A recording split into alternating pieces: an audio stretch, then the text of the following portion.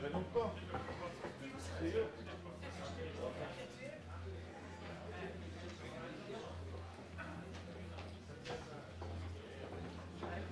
Christian, how do you put it on?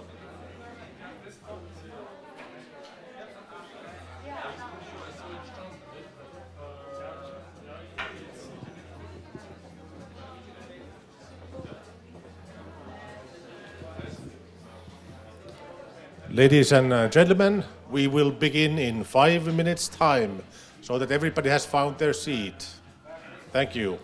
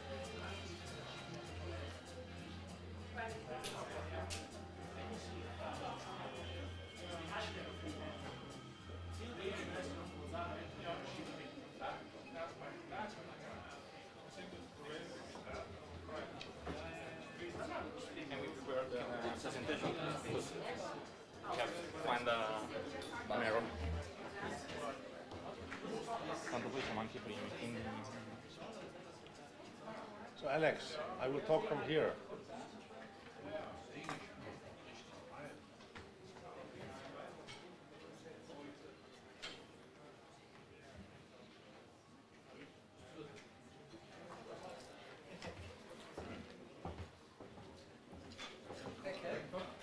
Congratulations. Okay.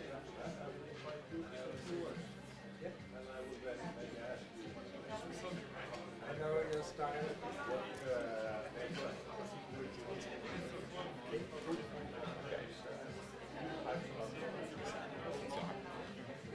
Cos'è che hai cambiato? Ah, qua.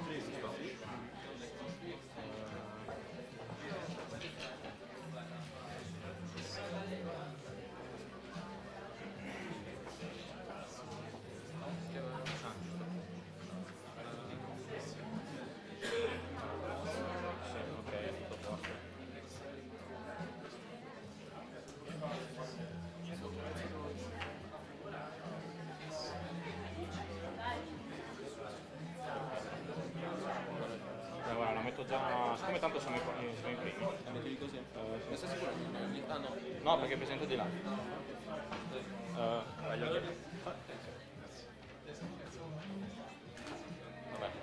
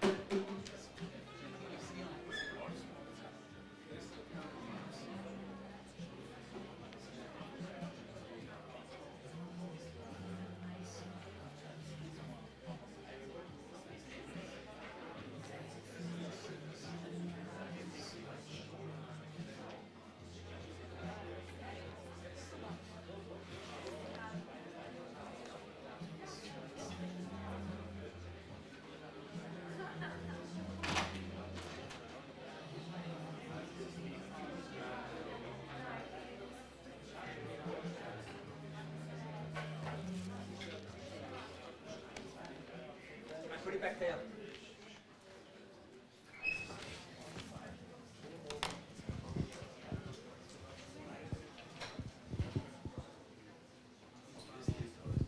Are we ready to start? My name is Pekka Abrahamsson. I work here as a professor and dean of the Faculty of Computer Science. It is my honor to welcome all of you here, and especially Honorable Rector, a distinguished guest that we have on site. But as you can see, we are broadcasting live to the world, even to the snowy Finland. So welcome to join us, and you should note that the live broadcast is 15 seconds delayed. So, as you can hear, so we are close, so that is a proof. Dear ladies and gentlemen, the stars of tonight are not us, the professors. They are not even our distinguished speakers, but they are our students. First time in the history of this university, we explicitly defined that we want to have a course that is open to everybody, all the startup-minded young entrepreneurs in the university. We received 25 enrollments, and tonight we will enjoy 9 executive business presentations made by these students. Around this room, you see some posters, you see some material that are then under detailed investigation after the first 2 hours. So after that, we will have the cocktail presentations, demonstrations, and of course the award session.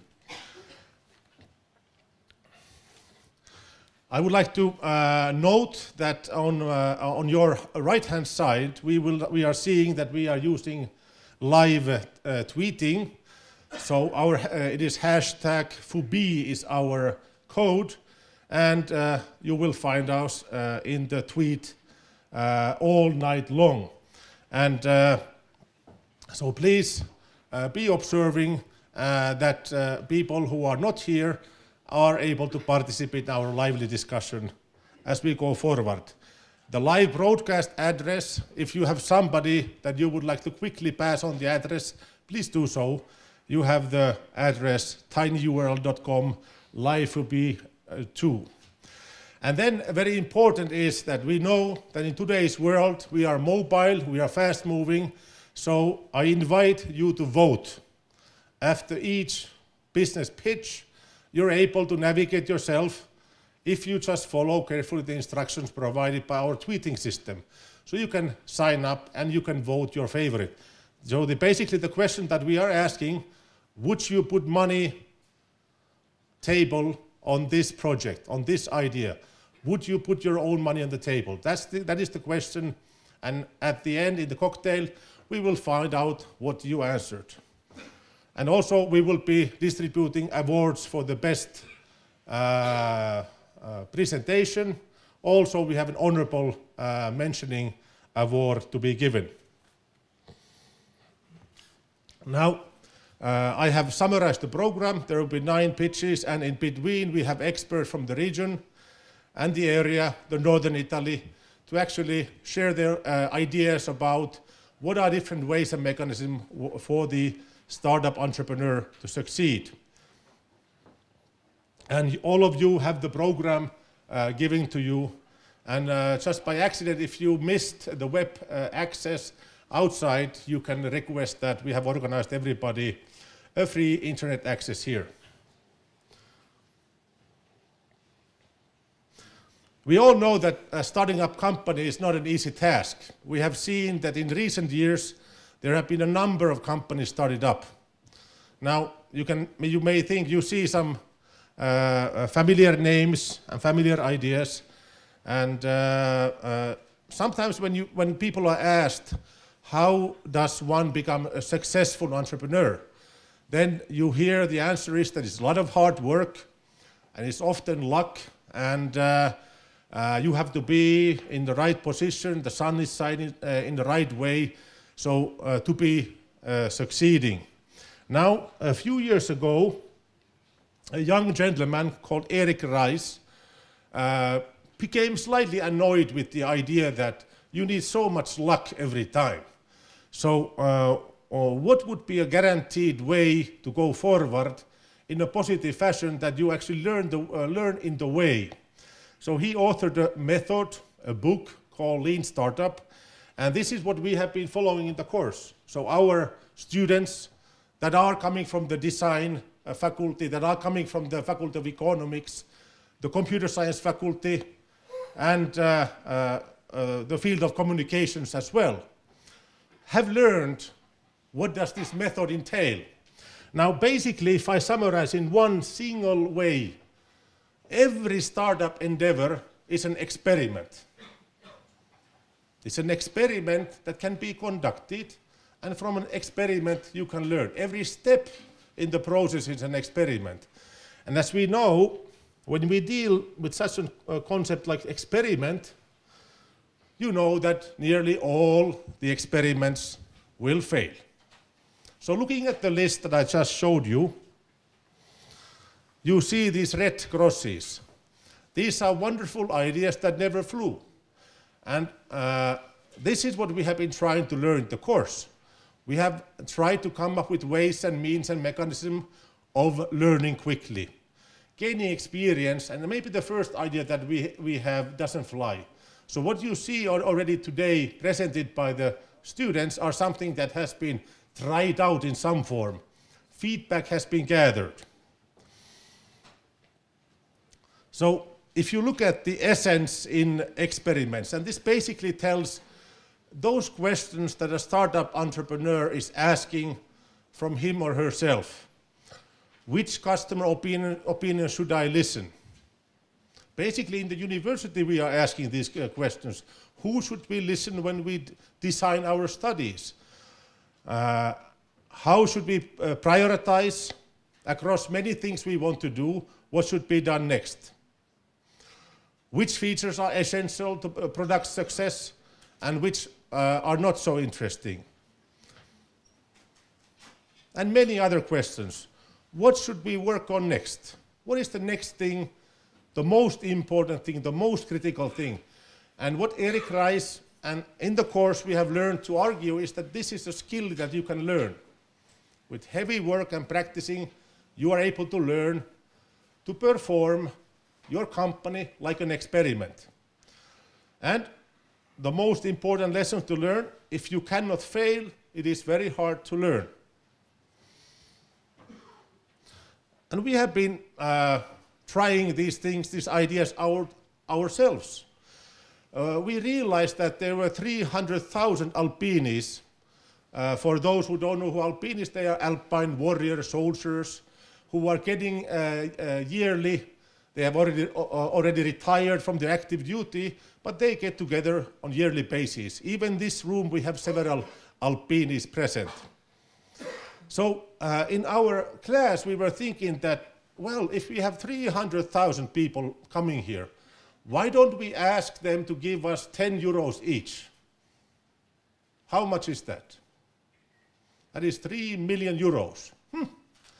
That's a good effort for 1 weekend of work. They spend here 3 days. So our idea was that we take a lot of pictures from them, and our photographers are those who earn, and maybe the house gets something. So we did. As you can see, we were quite successful. We took more than 32,000 photos.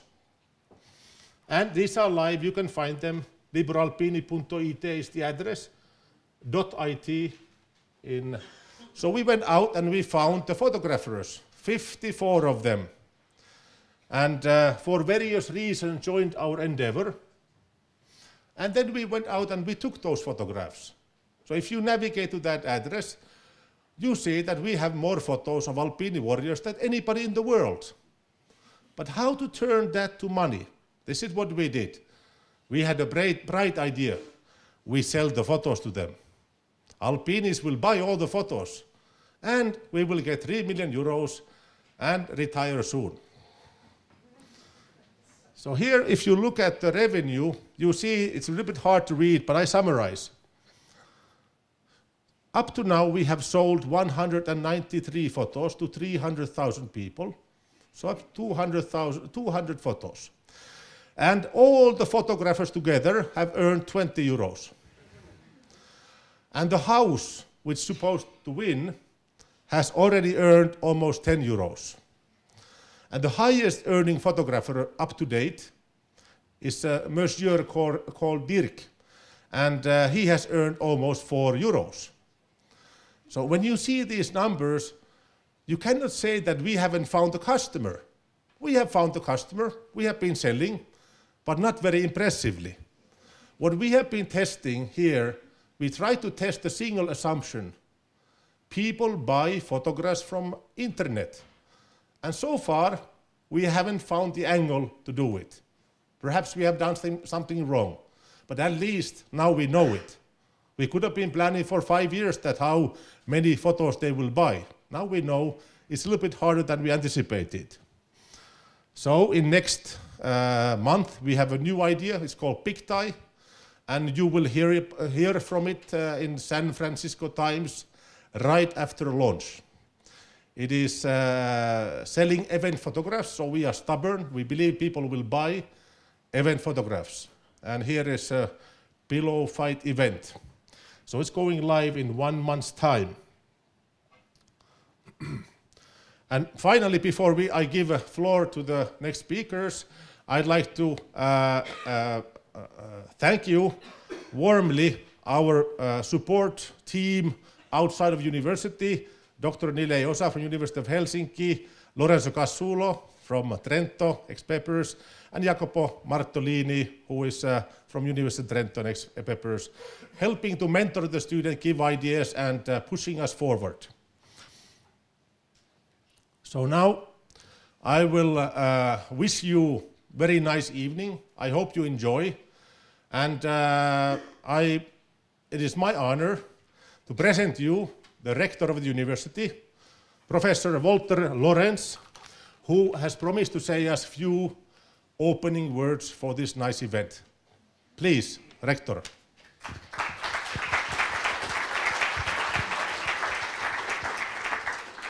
Thank you very much. Thanks for the opportunity of addressing this very colorful gathering, which I appreciate very much as a dimension of our university which doesn't often get an airing, which doesn't often become visible, but which nevertheless is one of the driving forces of the work that we are doing. So my very sincere thanks to colleague Pekka Abrahamsson and all his very keen collaborators who have made this event possible, because it symbolizes something that might appear as a sideline of the business of a university.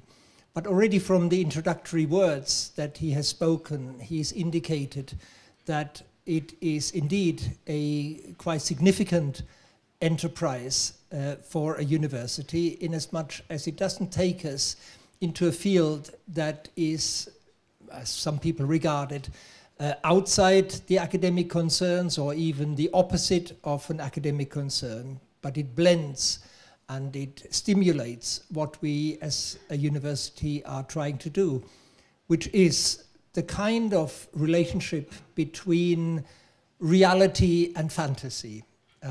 We very often only deal in fantasy. We pursue theories, we pursue ideas, we call it basic research, and then we leave it to other people to put it into practice and are very little concerned about those boring and perhaps annoying aspects of reality. But as Pekka said, the secret of innovation is indeed to bring those two sides in relation to each other, to go through the sometimes painful process of failure, which we as academics should regard, as you rightly said, as one of our assets, that we do have the space, that we do have laboratories where experiments can be made in relatively safe conditions before they are being launched onto the world, the reality, where people have to suffer the immediate consequences. And I think it's part of our responsibility to society to provide that experimental space in which not only new ideas, but also new ways of meeting a constantly changing reality can be tried out. And can be tried out, and that's what I appreciate particularly about this initiative, in an interdisciplinary way, that we break out from the narrow boundaries of our respective disciplines, that we meet each other, and that we use the creative potential that arises from those cross-fertilizations across those boundaries. All that, I think, is coming together very visibly, very vividly in tonight's event. I'm personally looking forward to what's happening here very much. I think it has a great significance, not just for the participants, for the students who have promoted this idea, whom I would like to thank for their commitment as well in this context, but it has a significance for us as a university because it demonstrates that we are not an aloof, faraway place, but we are a place that engages with the current concerns of society, that we are a place that is concerned about anticipating future events and not just running after events, and that we are investing in the kind of people who are capable and concerned enough about taking care of that kind of development and that kind of future. So keep up the good work, dear colleagues, all of you who are present here, all of you who are involved in this project. I wish you every success. I think it is an experiment in itself, but it's very well worth investing in this and evaluating the outcome of this and other activities around that. And I think it will make the university more immediately accessible to people who would otherwise not take note of what a university is all about. This is a highly relevant side of a university, and I appreciate it very much. Thank you. So while, Rector, please, while we are waiting for our first City Ride guys to come up here, I'm asking one question, is that what intrigues me, that what do you think makes South Tyrol a very special place, interesting place for building these cross-cultural, perhaps, and crossing the borders type of enterprises? What do you think characterizes the region? Well, that's difficult to sum up, but I think the main characteristic you've already mentioned. We are located in an area that is not normally chosen as a place for universities, for technological and economic innovation and drive. But I think the world is changing very rapidly. I think the facilities that we have in thinking anew about centers and periphery places us in, again, an experimental situation where we can turn around a traditional view of what the center and what the periphery can actually contribute towards development. And if we can demonstrate that an area that in some respects is isolated, is far from the geographic centers that make the headlines, that we can contribute towards a development that looks at current issues from a different angle, from an angle of an integrated approach, because I think our environment, our context, forces us to think in an integrated way. I think we can be a paradigm, we can be an example of exactly that kind of a responsible development that brings together practice and theory for a future that benefits not just those who are regarding themselves as predestined for success. That's our task. Thank you. Rector.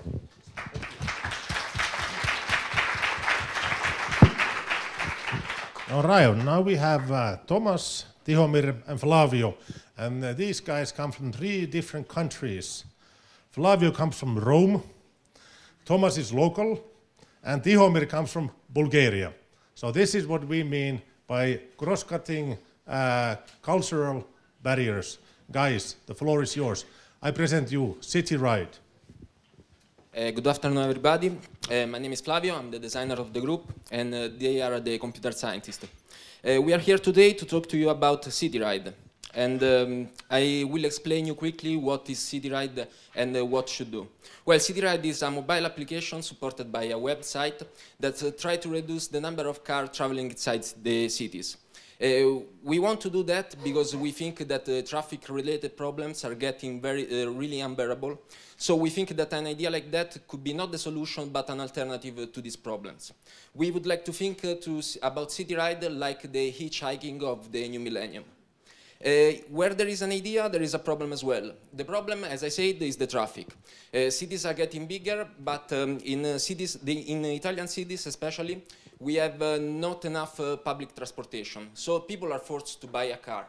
When there are too many cars inside the street, it means that there is like at rush hour, there is too many cars traveling, and usually they are traveling more or less in the same area. So it's the ring road that is around the main city. This, for example, in Rome, there are 400,000 cars moving at rush hour every day. It means that the system very often gets jammed. So we thought that if there is so many people traveling there, there is an opportunity as well for us, because if a person is driving alone in his car, maybe he could pick up somebody that is going more or less in the same direction. So that's the basic idea for CityRide. And now we show you a little bit how the application should work. Yes, we have a nice application to suggest. Let's get a quick ride through it. So it's easy to use, it's quick, it's secure, in which the user can be either driver or passenger. The application just takes a few things as input, like starting point, destination point, exact time of arrival.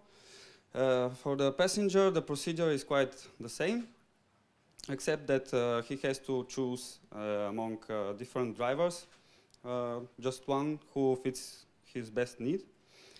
Yeah, the inputs could be done also through just a single finger.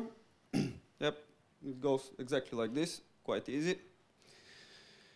The passenger could widen his array of search just with 2 fingers to be able to see more drivers.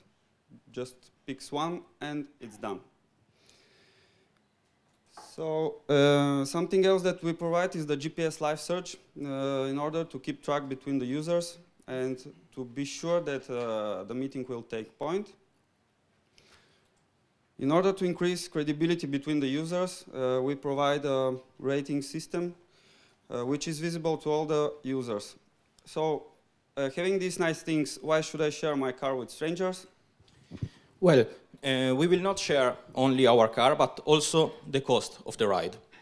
We have developed the system that will handle the payment automatically. When the passenger and the driver meet them, they have to accept each other.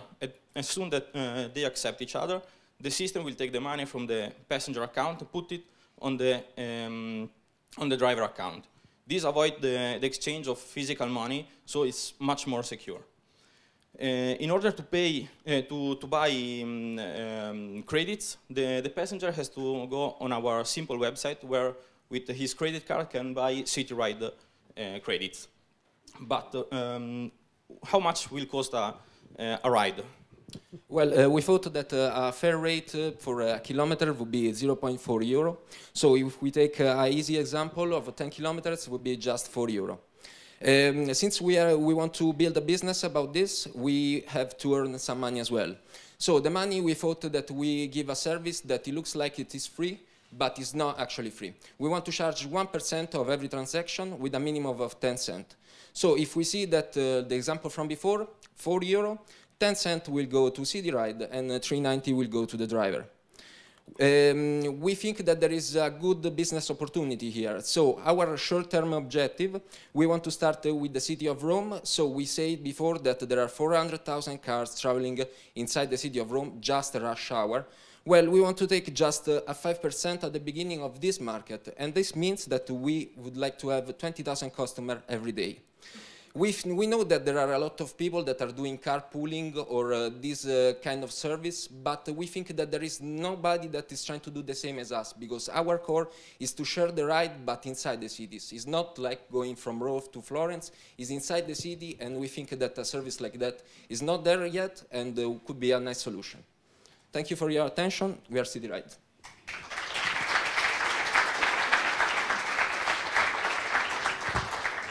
Well done, guys. Now, Nimble, please make yourself here, and guys, you come here. Guys, this way. We have the good old interview moment still ahead of us. So, 400,000 cars. How big of a city has to be that your solution would be at its best? What do you think? Well, how big the city should be? Yeah, yes. How big should the city be? Is it okay for Bolzano? We have 100,000 people. Do you think it would fit here? Well, we think that this solution could be best for big cities like Milan, Turin, Rome, but because the traffic problem there are much worse than the one that we can find here in this kind of city. But of course, like a service like that, when it's running, well, anybody could use it. So why not use it in Bolzano as well? There are problems of traffic here as well, and something where we start from is that usually one person takes the car just to go Monday to Friday, just to go from home to work and from work to home. So more or less everybody is taking the car in the same time. All right, and you said something about this is different from carpooling. I know that I can take a car, pool a car from Bolzano to Rome. So Thomas, could you clarify the difference between this service and the regular carpooling? Yeah, the fact is that normally in carpooling people ask for a ride only between two cities, not inside the cities. Usually they think that inside the city they can take the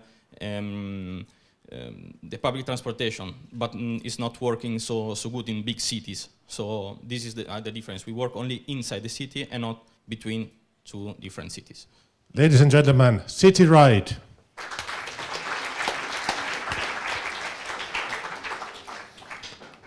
All right, so then we have Beatrice and Tobia. Beatrice comes from Rome, and Tobia comes from the Veneto area. So I'll give you very shortly, ladies and gentlemen, Nimble, the floor is yours. Thank you, Pekka. Okay, we are Tobia and Beatrice, and we are going to talk about our project Nimble. Nimble is basically a web application that helps you to discover and share places for urban street sports in town. But let's start with a problem. Nowadays, people need to be motivated with sports and also need a service which helps them to find out, one, where they can practice their sport, two, when they can have their sports schedule, and three, with whom they can practice sports. Also, participation is very important for us, of course. The solution is Nimble. We think that people need Nimble, as it will help you to discover and share places for urban sports. And you can, at the same time, grab your smartphone and see quickly what's going on in town. Moreover, you will get in touch and get together with other sporty people, and you can understand more about other information about sports, such as, I don't know, finding the right gym or looking for the best equipment. The tools, so our application is basically made of three things. One is the map, which is very important and lets you see what's going on in the city. And two, the gallery, in which users can upload their media, such as files, videos and pictures, and then they can get comment and feedbacks between each others. And three, the profile, which keeps you always motivated and lets you interact with other people.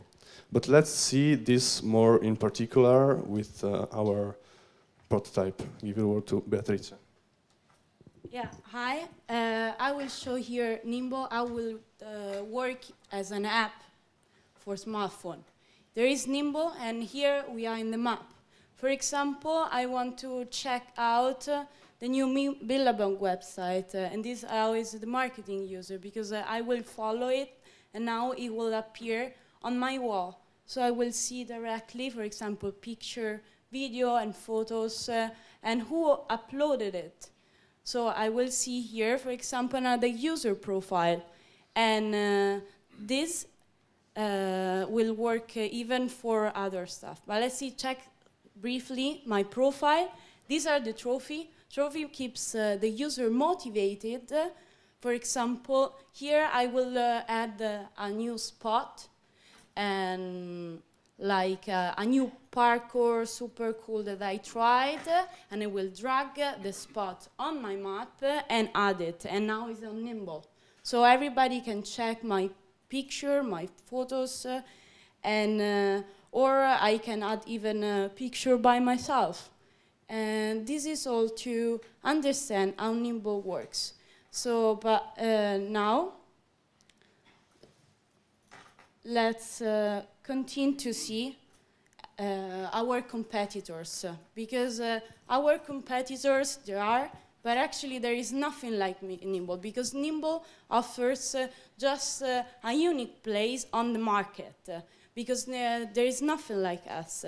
There is no other smartphone application that you can check, for example, where I can practice now my skateboard.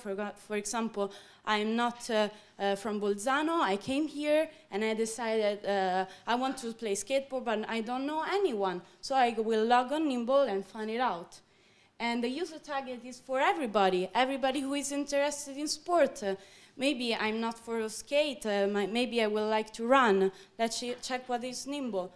But even I can build a crew, and people who likes this kind of sport, they like to build crew and share the experience with pictures and photos. But now let's check our website. I'm sorry. Give you a taste of what Nimble is with a short video.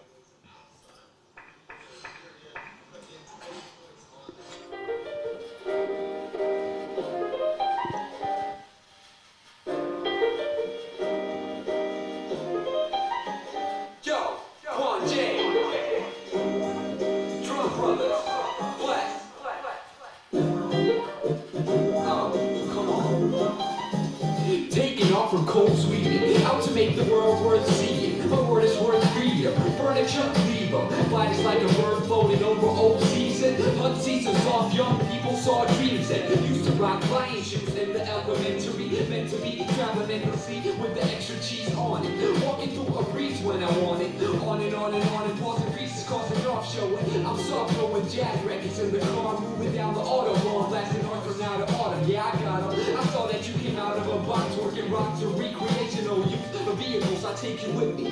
Follow the beat of Guanje, architect, Clement, as we sold city and state. Cause we make it worth every penny and wow. So keep the earth on your side when the trip is on by.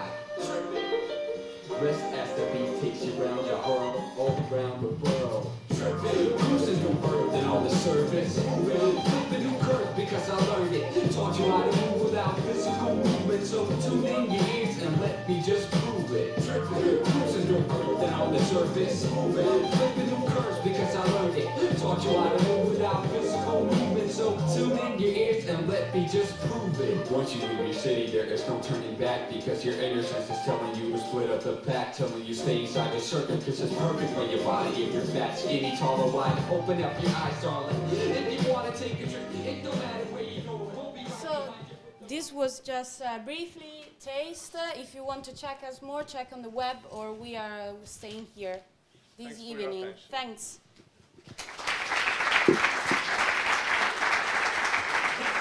And may I ask you guys to stay here while Paolo makes himself up to the floor as you are the next speaker. Okay. Okay, so just in time approach. So Very lean. very lean and agile, welcome. All right, so very interesting concept. So what do you think that, you said that anybody can use it. I agree, but who is the likely user group that came up with this idea together with you? Well, okay, as you have seen in the video, youngsters are probably our main group, our main target, as many street sports such as skateboarding, snowboarding, street basket are being followed by them. But also, I think we can involve younger people. Yeah, other kinds of street sports, like bouldering, some really cool new sports that are coming out on the market that are normally only in a corner. Now with this kind of app came out and show up. This is the thing. The target of the user is briefly from 12 years old to 30. I mean, even my grandma, if you want to join us. All right, and now I have the evil question, because we are in a place where people always ask about the money. And I didn't see that you talked about, you said advertisements, something like that, but what do you think about how big of a market this is? Is there real money on the table? For sure, because the sports attraction are always with about the money. And here, for example, some, let's see, Spotler, which is here. He can upload his own profile, which is paid on Nimble, and this will make some advertisement. I mean, where I can find my super sportive equipment, I will find it out on Nimble. And so I will know where is the shop or where is the website where I can easily buy. All right, and how did you come up with the name Nimble? Okay, Nimble came because it means agile, but not only with the body, but even with the head, with the brain. It means smarter, but even quick and agile. All right, and now I asked Paolo to set it up over here. I believe that there is a, and I have one more final question before I let you guys go. Now, how will the project continue? You presented that you already have a technical proof out there. You have some demonstrations. How do you plan to continue from now on? Well, we are pretty sure that we will find some sponsorship, as Bea told before. Even here in Bolzano is a very sporty town, and we have many big associations such as Salewa, Sportler, and other things on which we could keep growing, I think. And even for now, we will take all the advice that older people that have more experience that I have, that we have. Maybe Pekka also helps us so much in this course. We are looking forward. I have to tell you, I was playing American football 20 years ago, and at that point we were not very nimble. But ladies and gentlemen, please, Nimble.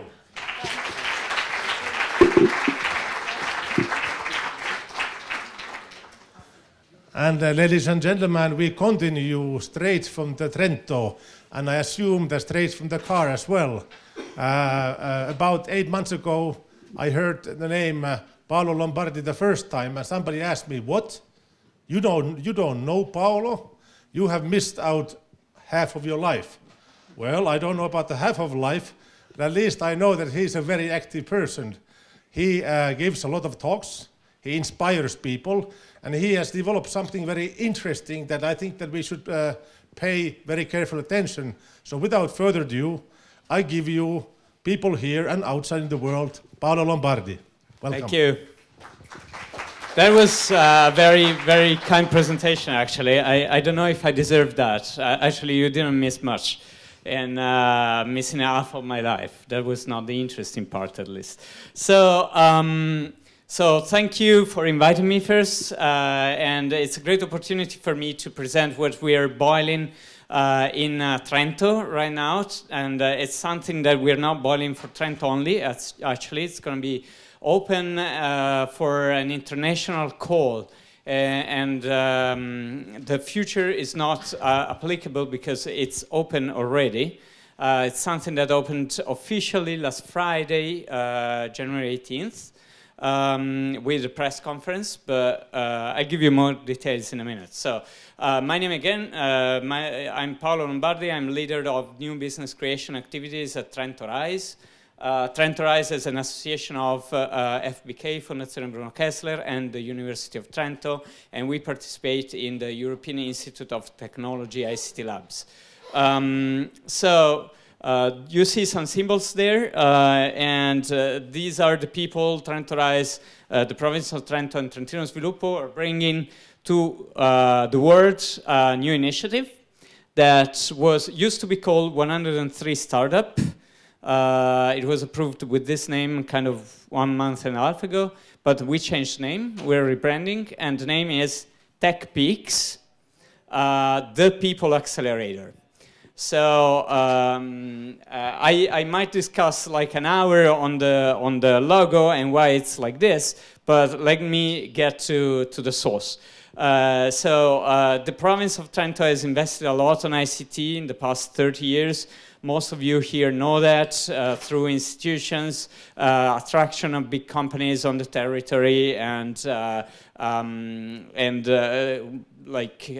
research centers, etc. Lately, we are completing the offer also on the financial services, going from funding of the research, the early stage, to the D2T startup, which was announced, I think, very recently, kind of last Thursday as well, which is a very seed funding of 50K, and plus agreements with the venture capitalists, recent agreements. What we have seen actually in Trento is that overall, the university and FBK have spin-offed kind of 20 companies in the last 10 years. But the point is, how do we go from apples, like producing apples, real fruits, to producing the big companies like Apple? And we didn't see any Apple, meaning the big company, coming out of these 20 spin-offs. Most of them are targeting local markets, even in the province of Bolzano, and not only that of Trento, and they're not growing fast. They're not addressing global markets. They don't think big global companies. So this notwithstanding the fact that we pushed a lot into the ideas part with funding research and into the financing part. So we turned around and we kind of looked at a very strange land that nobody knows, Silicon Valley, where they built Apple there. And we tried to find out some ingredients that we can bring quite easily here. Easily is not the right word. We're actually putting a lot of effort there. But so we noticed, first of all, that most of the companies, startups in ICT in Silicon Valley, are born from people who are not Native Americans.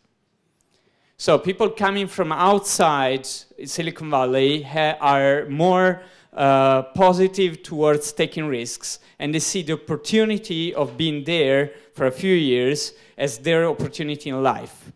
And they start companies with very high perspective of growth. And all of them, I put 100% there. I'm not sure, neither about the XX, that's why there's no number, of percentage of companies that have at least one founder who is non-Native American. That's very high. But also 100%, but it's still very high, the percentage of companies that go global and see the world today in ICT as their market. Another thing is about trust. So in Silicon Valley, there's a system that lowers the cost of transactions when you meet another person. So there's a reputation system that is kept by the whole community and is kept by the high connection that allows for the fact that you don't need to sign a contract, an NDA, non-disclosure agreement, to be sure that the person you talk to is not gonna take advantage of your idea and make money out of it. Okay, so because they know that reputation will be spoiled if you do that. And the other thing about trust is that everybody trusts you at the beginning. So you see easily CEOs of very large companies, meaning also Google, talking to 20-year-old guys out of university. They trust you can be the next Google inventor. They trust there's talent in people and you can't predict where it comes from.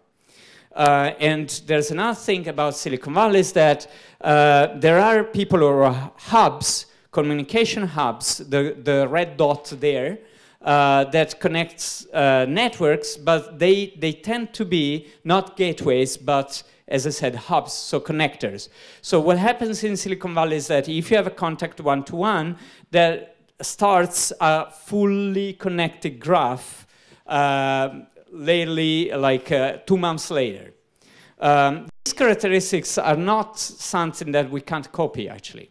We're talking about trust, we're talking about taking international talent to local, and you know a lot about this in Bolzano, and also in Trento it's been done. So we thought about, okay, why don't we take a step further and we bring international talent that is not coming. So we did have attraction programs in Trento for researchers. So we said, let's have attraction programs for entrepreneurs, international entrepreneurs, ICT entrepreneurs in our case for TrentoRise program. Bring them to Trentino, in our case, hopefully to be expanded for people who want to collaborate. And we give them mentors in the business and the technological sector. We connect them to global markets. We give them ideas coming from the research that is produced locally, and we give them also some funding to go forward in their invention. And we give them a huge network to develop their ideas. So this is what it came out.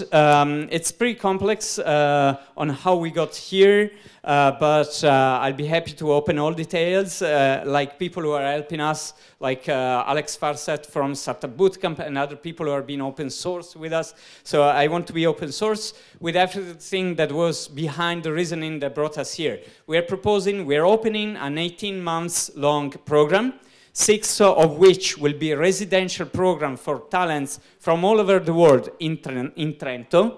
Plus, we open a 12 months later where there's a possibility for a matching fund.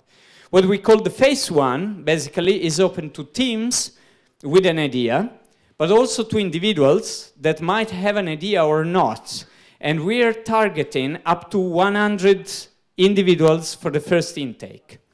What are we giving to these people? We're giving free office space.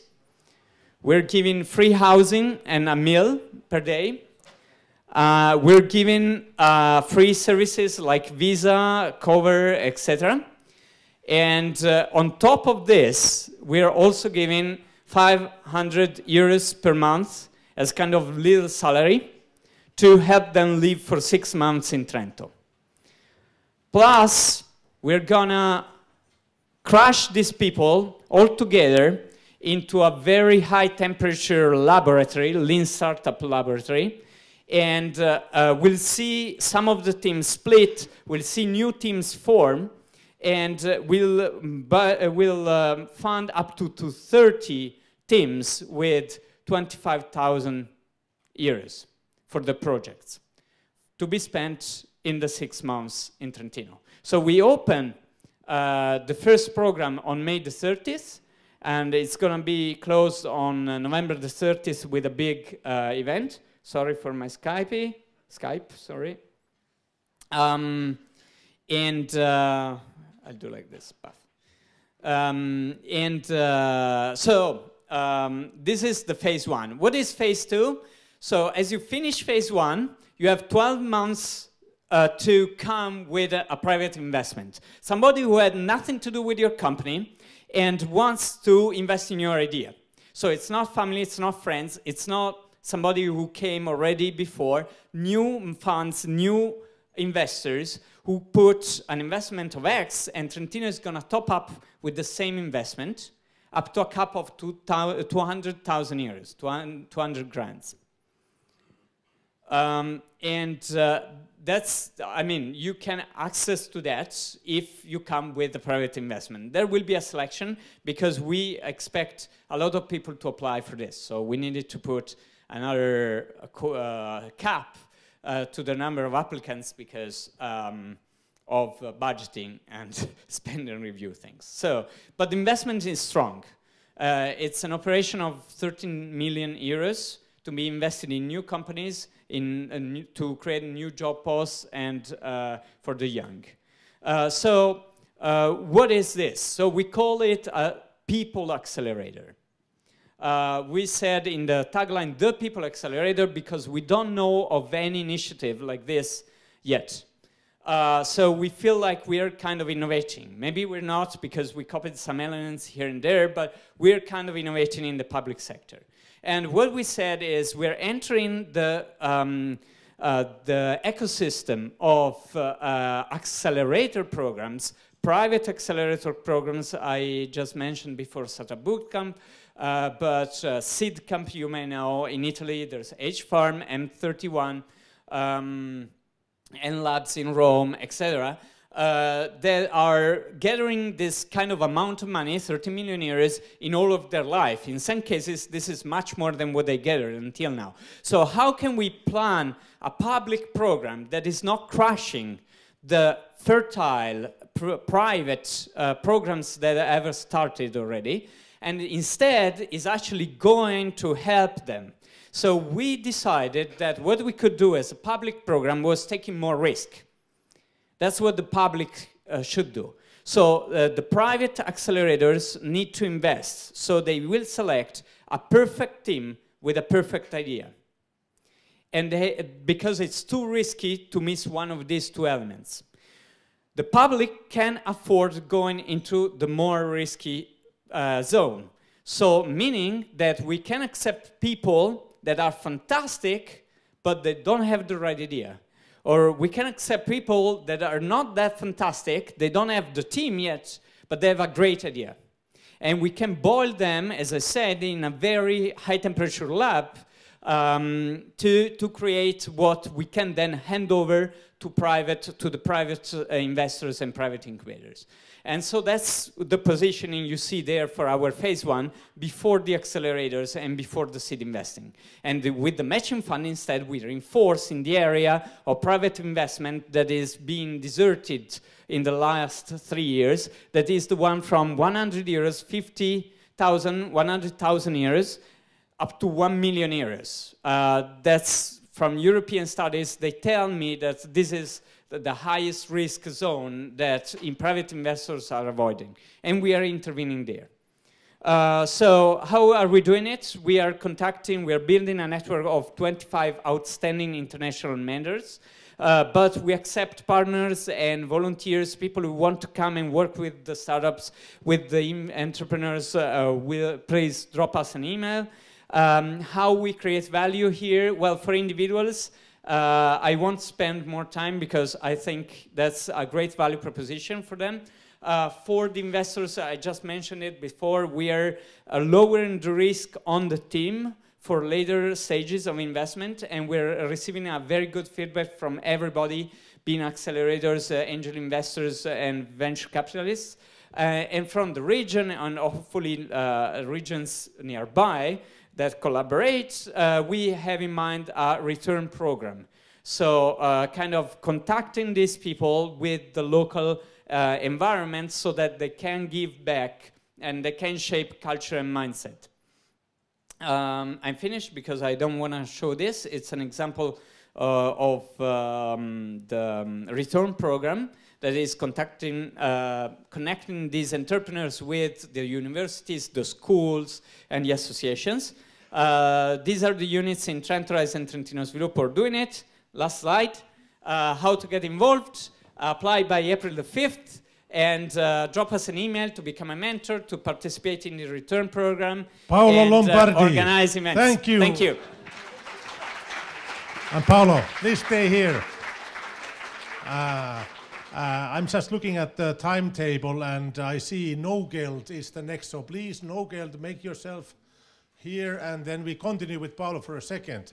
Sure. So looks like an exciting program. I really like the feeling that we have so many developments taking place in Italy.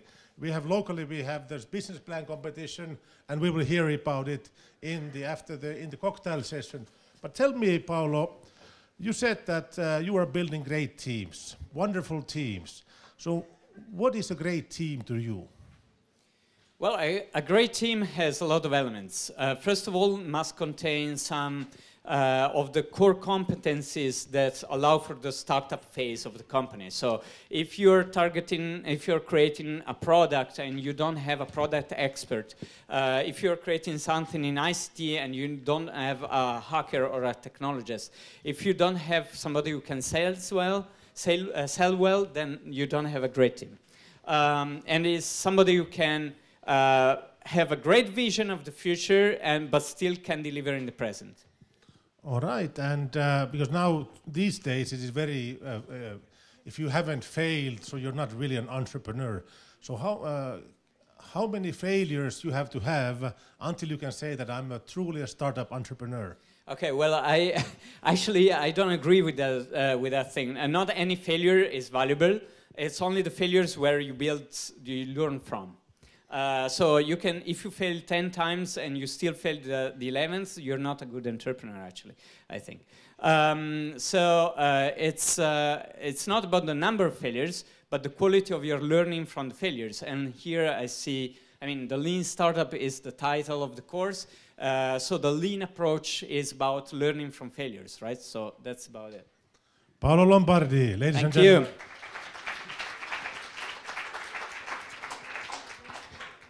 All right, now it's time to move on. Now we have a wonderful team formed by Elisa and Sabrina. And without further ado, I'm just telling where we have Elisa from Padova. And I see Sabrina is quite close to Venezia, actually. So please, the floor is yours. Welcome. Thank you. Good evening.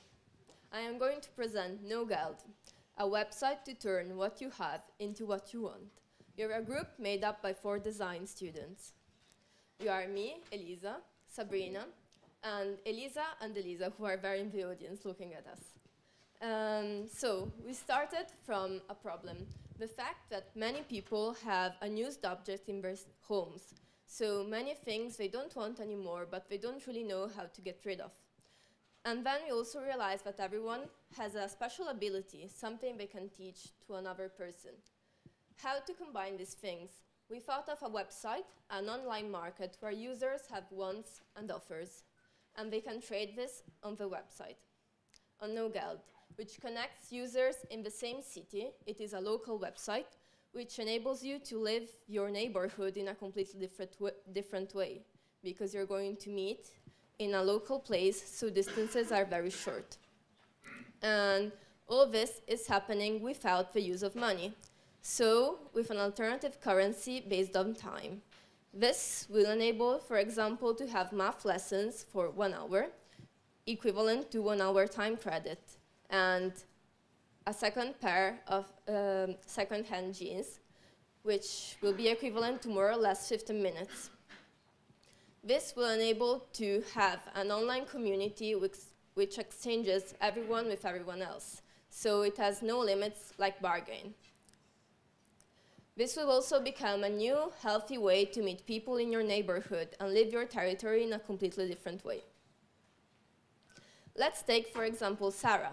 She is a potential user of NoGeld. She goes on our website, on the homepage, where she finds wants and offers. She goes through the offers because she has some time credits and she wants to buy something. She sees a mocha offered by Jacopo. She sees it's only 25 minutes, so she can afford it. She goes on to the mocha's page. Here, there's a wall where people have commented the mocha. They have asked for their information. She now knows that it has used only a couple of times. And she also sees Jacopo's profile.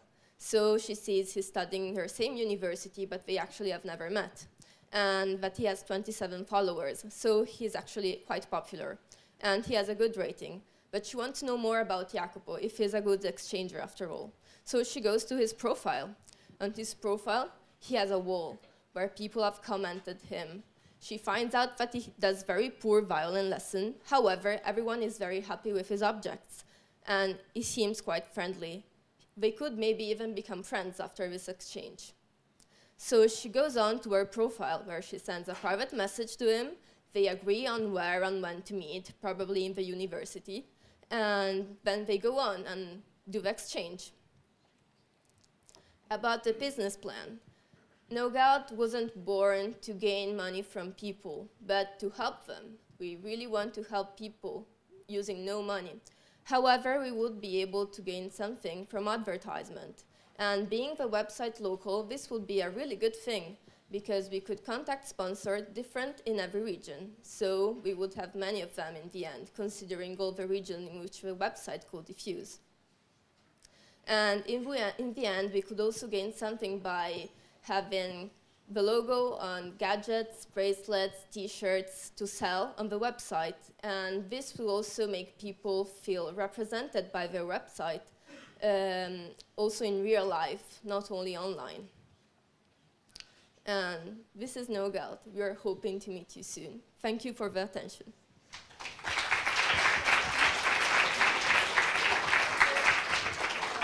Thank you, and I'm asking next, is it Zenth leading the trend? Yes, Zenth, please make yourself up here and start presenting, and I will ask some very difficult questions. So, where did you come up with the idea? Okay, so we thought about young people like us and to the next generation, and we did some research. We looked that people like us, like students, but not only students, are mainly looking for two things. First, person with more experience than us students, and second, tools. So we thought about combining these two things together and put it in one website. Okay, sounds very interesting. Now, is it difficult to set a price in terms of time for example, my pants, in case I would like to get rid of them? How much would be? It's like 20 minutes or half an hour? They are big pants. We thought to have an idea basically of what is the price for objects, that usually when you do lessons to people, you're not really doing big works like building a house or doing specialized work like architects or engineers or big things. So being non-specialized workers, for one lesson, students usually ask for 15 euros, more or less, being quite generous. And so we decided to apply this price to everything to have more or less a starting point. Then, when we go on with a website, do the prototype and do everything, probably things will set up by themselves. All right, ladies and gentlemen, NoGeld.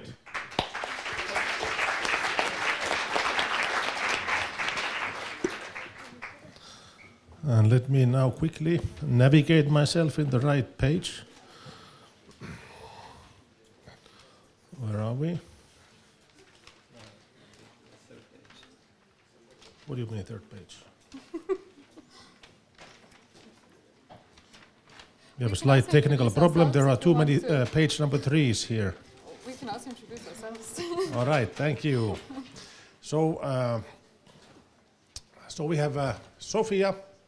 I mean, this team is particularly international. And so we have here 3 countries, none which is Italian. So, I mean, this is, Sofia is from Germany, Munich area. Maria comes from Austria. And Dani comes from Lithuania. And I'll want to give you as much time as possible. So it's time for Zenth to lead the trend. Floor is yours, please. Good evening. We are particularly proud to present you our idea today. We are Maria, Sofia, and Danius. And we do not only come from 3 different countries, we also have very different backgrounds. And we are from different faculties as well. Danius is from the Faculty of Computer Science, and the 2 of us are from the Faculty of Economics. So, and since we have very different backgrounds, we have different abilities, and we decided to combine them to create something new. But the whole idea actually started out with a problem, because we don't just want to create another fashion brand. That's nothing that interests us. I mean, it's a nice idea, but the basic is something else. Because we were unable to find a product that we wanted, especially concerning the way fashion is produced today. We were not able to find a product in the shops that convinced us as consumers. So fashion that is produced is either produced in low-wage countries under very bad conditions. So we wouldn't want to buy this. We wouldn't want to buy things based on child labor. Or fashion was produced with toxic materials. If you remember a few months ago, there was this big scandal about the fabric softeners. We didn't want to buy fashion that, of course, some stuff just didn't please us, or fashion that was of low quality, so if you wash the t-shirt 3 times, it's falling apart. So we couldn't really find something that pleased us. Of course, there are fair clothes, so there's this clean clothes campaign, but even there, either it was too expensive and we thought you really could offer a lower price, or it was just, we just didn't like the designs. It wasn't our thing.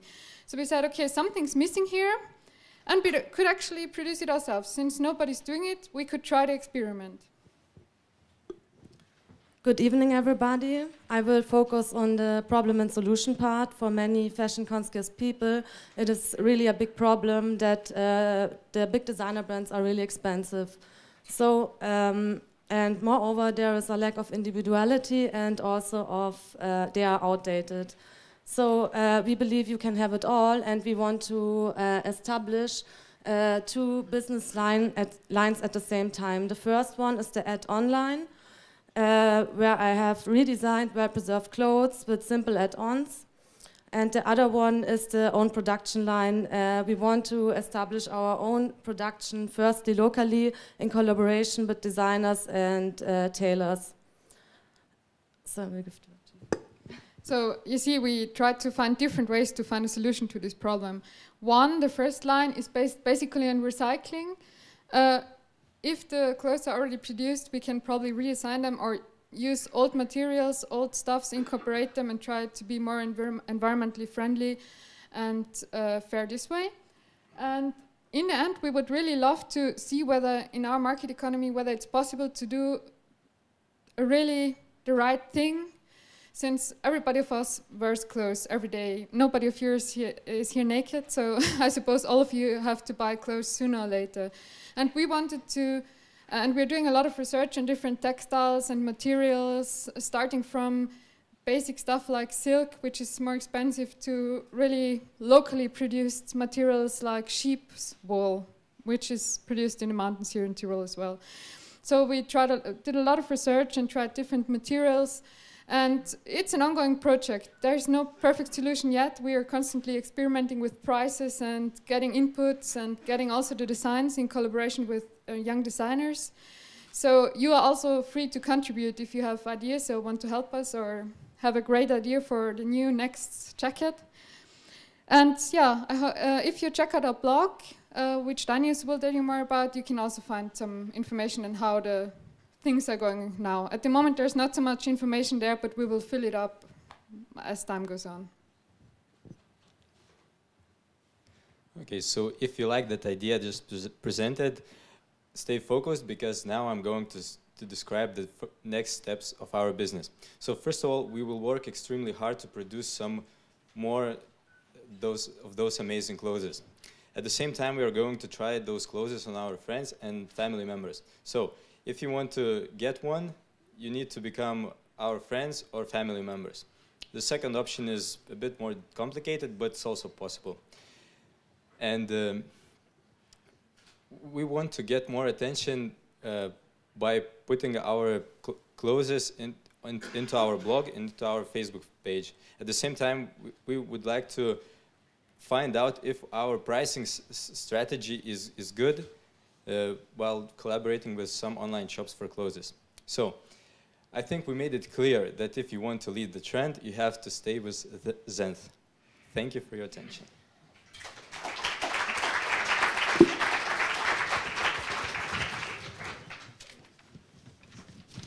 So, Corprate, please start approaching. Corprate, thank you. And let's go a little bit further, so we are in the middle of the screen, so that the outside world can see you.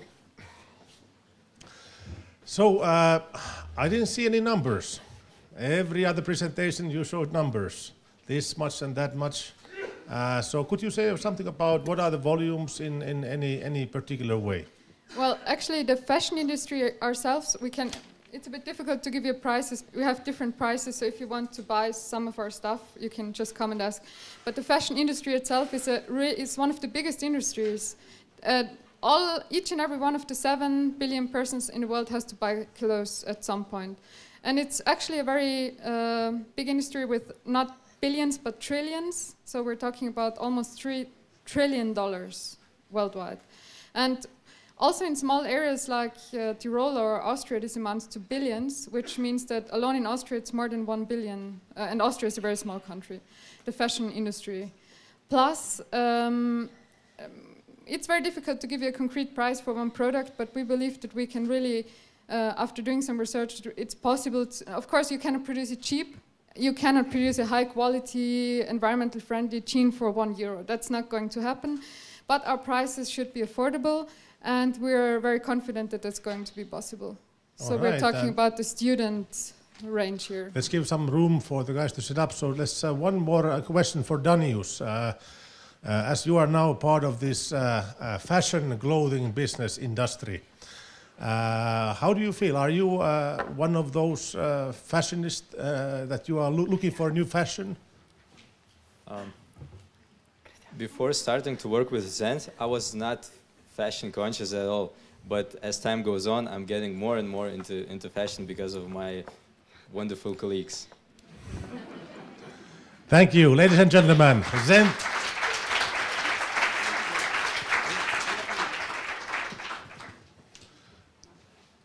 And now we have Domenico, Riccardo, and Filippo. And we are representing, Domenico comes from Bari, so southern Italy. Riccardo comes from near Milan city called Brescia, and Filippo comes from Verona, which is our neighboring town almost. Guys, go ahead, the floor is yours. Welcome everybody, thank you for being here. I am Domenico, they are Filippo and Riccardo, and we are Corprate. Nowadays, more than 43,000 companies in South Tyrol daily collaborate with each other. And we ask ourselves why there is still not a service, why it is still difficult to find a reliable partner in the internet, and why there is still not a service that allows companies to find a reliable partner in the internet and to share their experience, their collaboration and rate what they actually did. And what we did with our service is to change the way in which companies search for collaboration. We want to be the first place on which companies has to search, and we want to be a place where companies show their how good they work and with who they collaborate.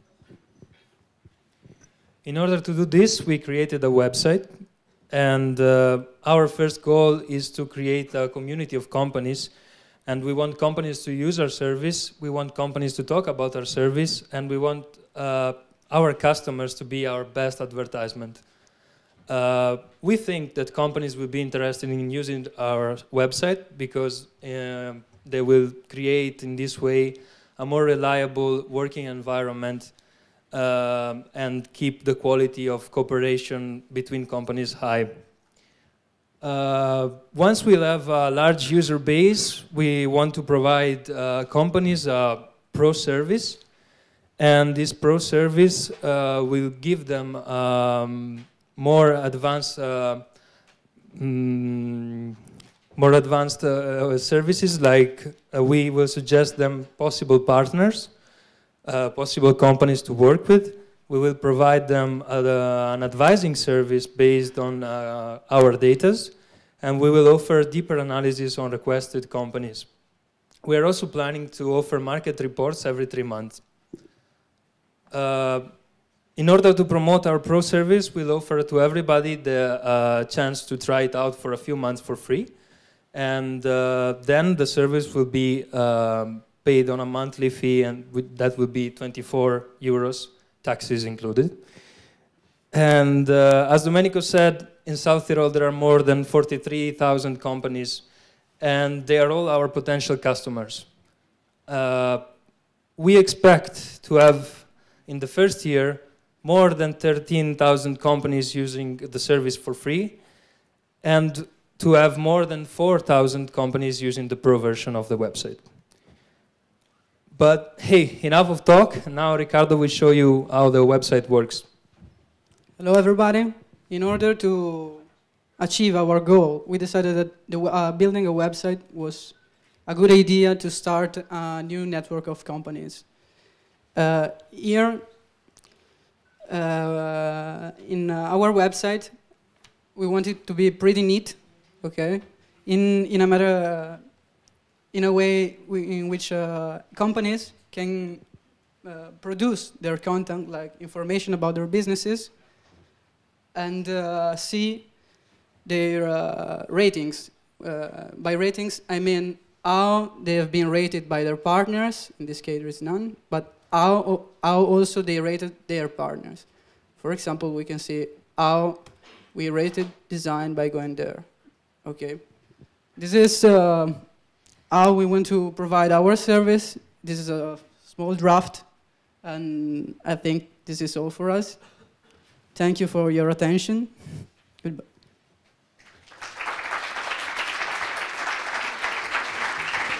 Ladies and gentlemen, Corprate, and now I think Blabit is up next. Yes, the famous Blabit. Now guys, please come here and I'll have... so how did you come up with this idea of rating companies and their reputation? Who wants to go? Well, both our fathers owns some little companies, and they spoke with us about their problems with partnerships and,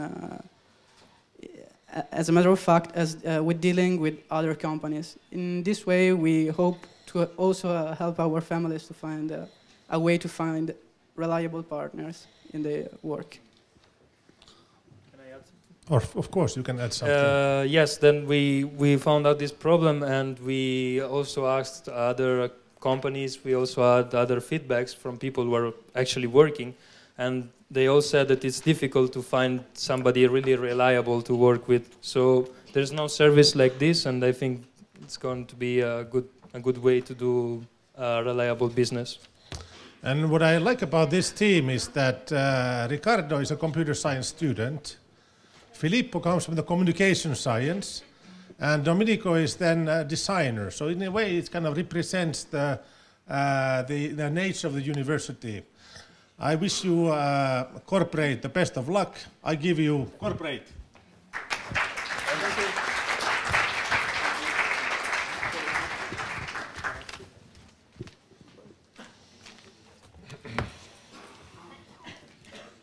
Blabit. So Blabit is here. The voice has been tested. Let me present you Amin from Mandova and Jacopo from Padova, and their tagline is Blabit, your friend's event in just one tap. Guys, just go. one. Okay, hello everybody. Here's Jacopo, I'm Amin, and today we want to show you our idea, Blabit. As Pekka mentioned, your friend's event in just one tap. So, of course, we start from a problem. We want to enjoy an event, so we check out Facebook, but apparently on Facebook, there's no single page where I can see all my friends' event. So we thought, oh, maybe there will be an app that could satisfy this need. But apps such as Where's Up or Yumpar are failing delivering the right content for us. Why? Because the events that we have found are very far from me, or, for example, are not so interesting because they came from other people who I do not know, or they are really few. For example, in cities such as Milan, big cities, there are just 3-4 events every day. So we are here today to propose you our solution, Blabit. So let's see how we handle. Blabit is a mobile application that aggregates all your Facebook friends event in just one place. This is a huge amount of content, of course. Let's see some numbers, because Pekka likes numbers. As you know, last year Facebook reached 1 billion users, and all of these users produce content, and every year this content is making double and double.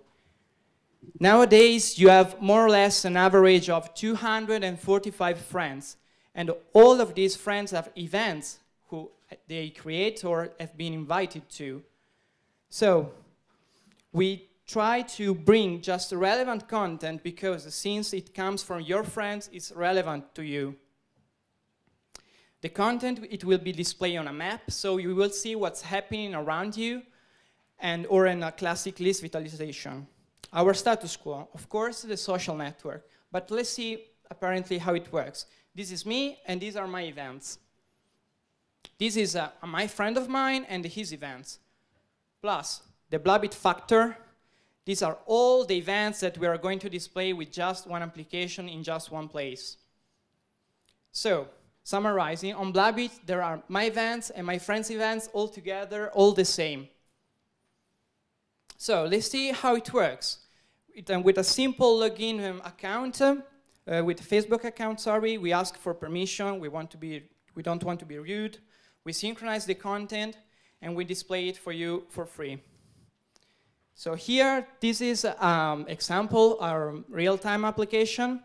So let's see how it works. We log in with our Facebook account, and here now, there are 3 events around us. Oh, look, Jacopo, there's an event close to us. Let's see what is it. It's a preview. Ah, Lean Startup. Ah, great event.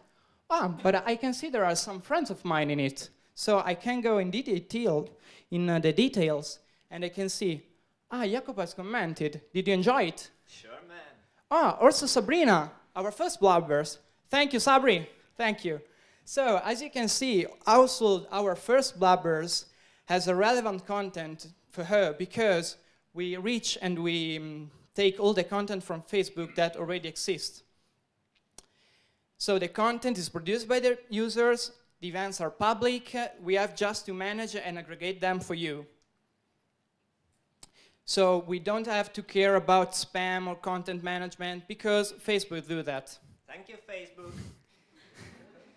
And of course, as a mobile application, we will offer GPS integration, push notification, and so on. But last but not least, talking about something like money. As I said, we want to offer the app for free, but for example, we go in a foreign country and we don't have any friends there. So just purchasing in-app extra features like 79 euros or dollars, you will be able to reach all the events that are happening around you in a foreign country. And as far as we will be able, I hope, to reach a critical mass, we will start to give offer for advertising and sponsor events. And for today is everything. Thank you.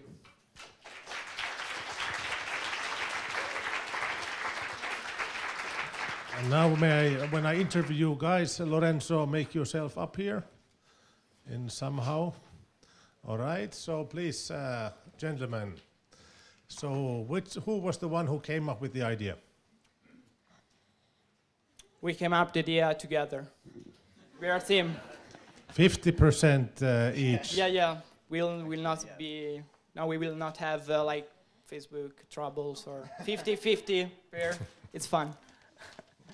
All right, I like the idea using whatever is on the Facebook. It's always a great idea. What happens if some people said that Facebook will not be so cool in a few years' time? Well, we have to try. We have to build our product. Whatever happens, we can say that we tried. Experiments, Lean Startup. Absolutely, that is the key word, running the experiments. Thank you, Blabit.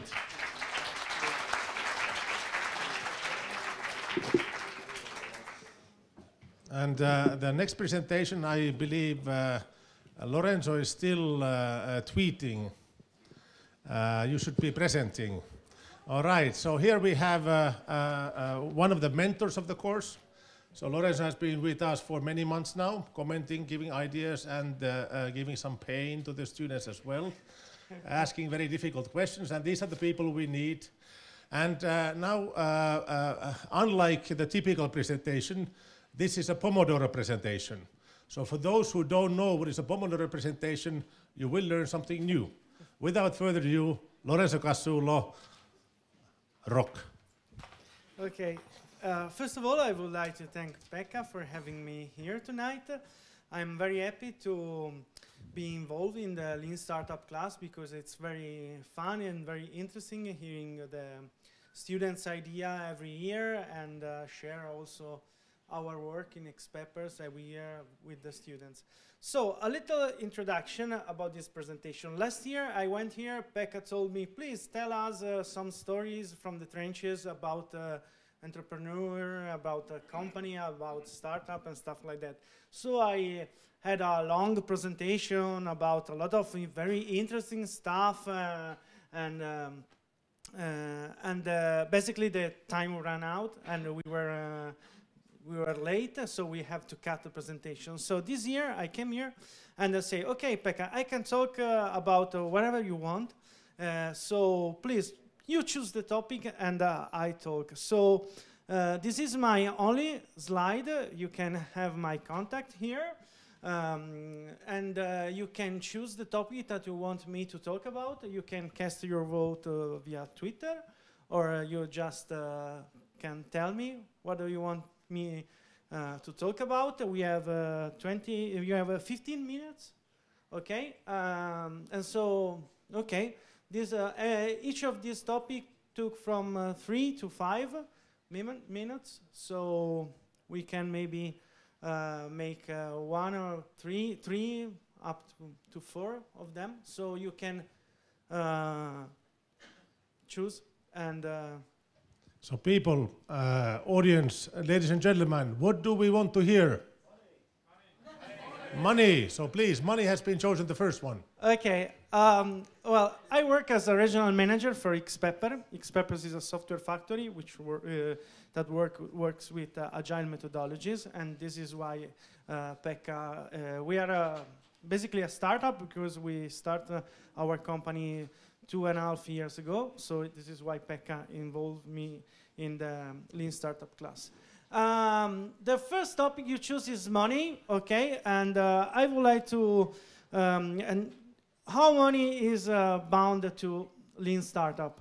I would like to, underline the money, the topic about money, because very often when you deal with innovation, you're are stuck thinking about something very cool, something very interesting, something that doesn't exist yet, and you want to build it, and you are sure that is a very cool service, is a very cool product.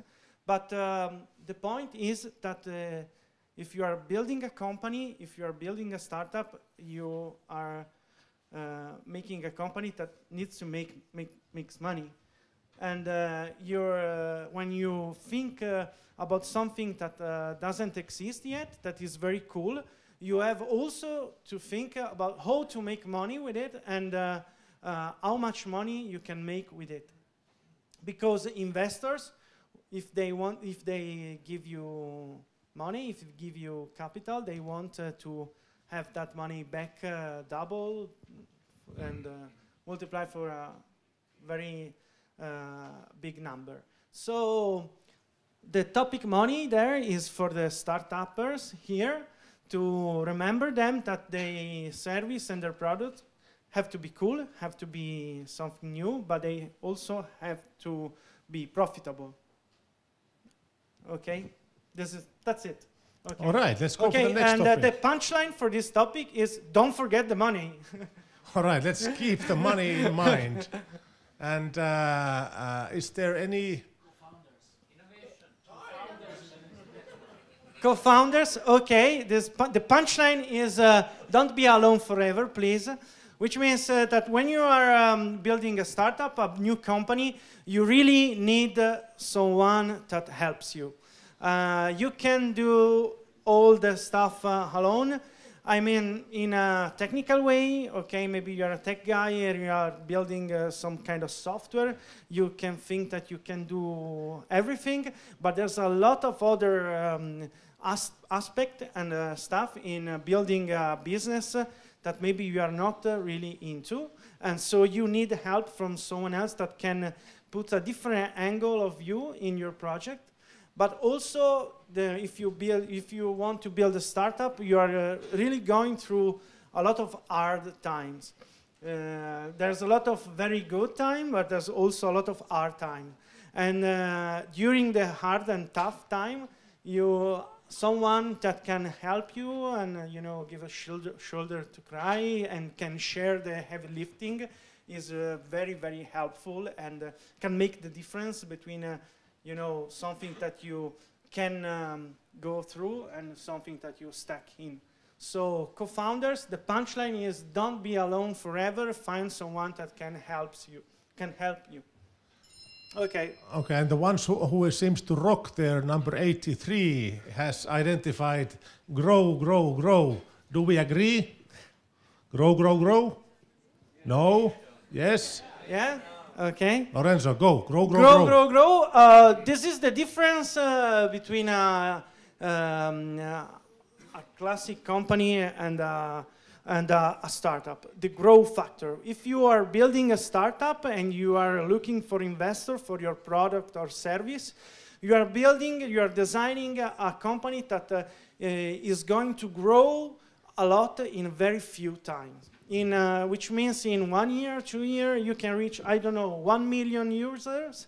On 10 years, you can reach 1 billion users, like Facebook.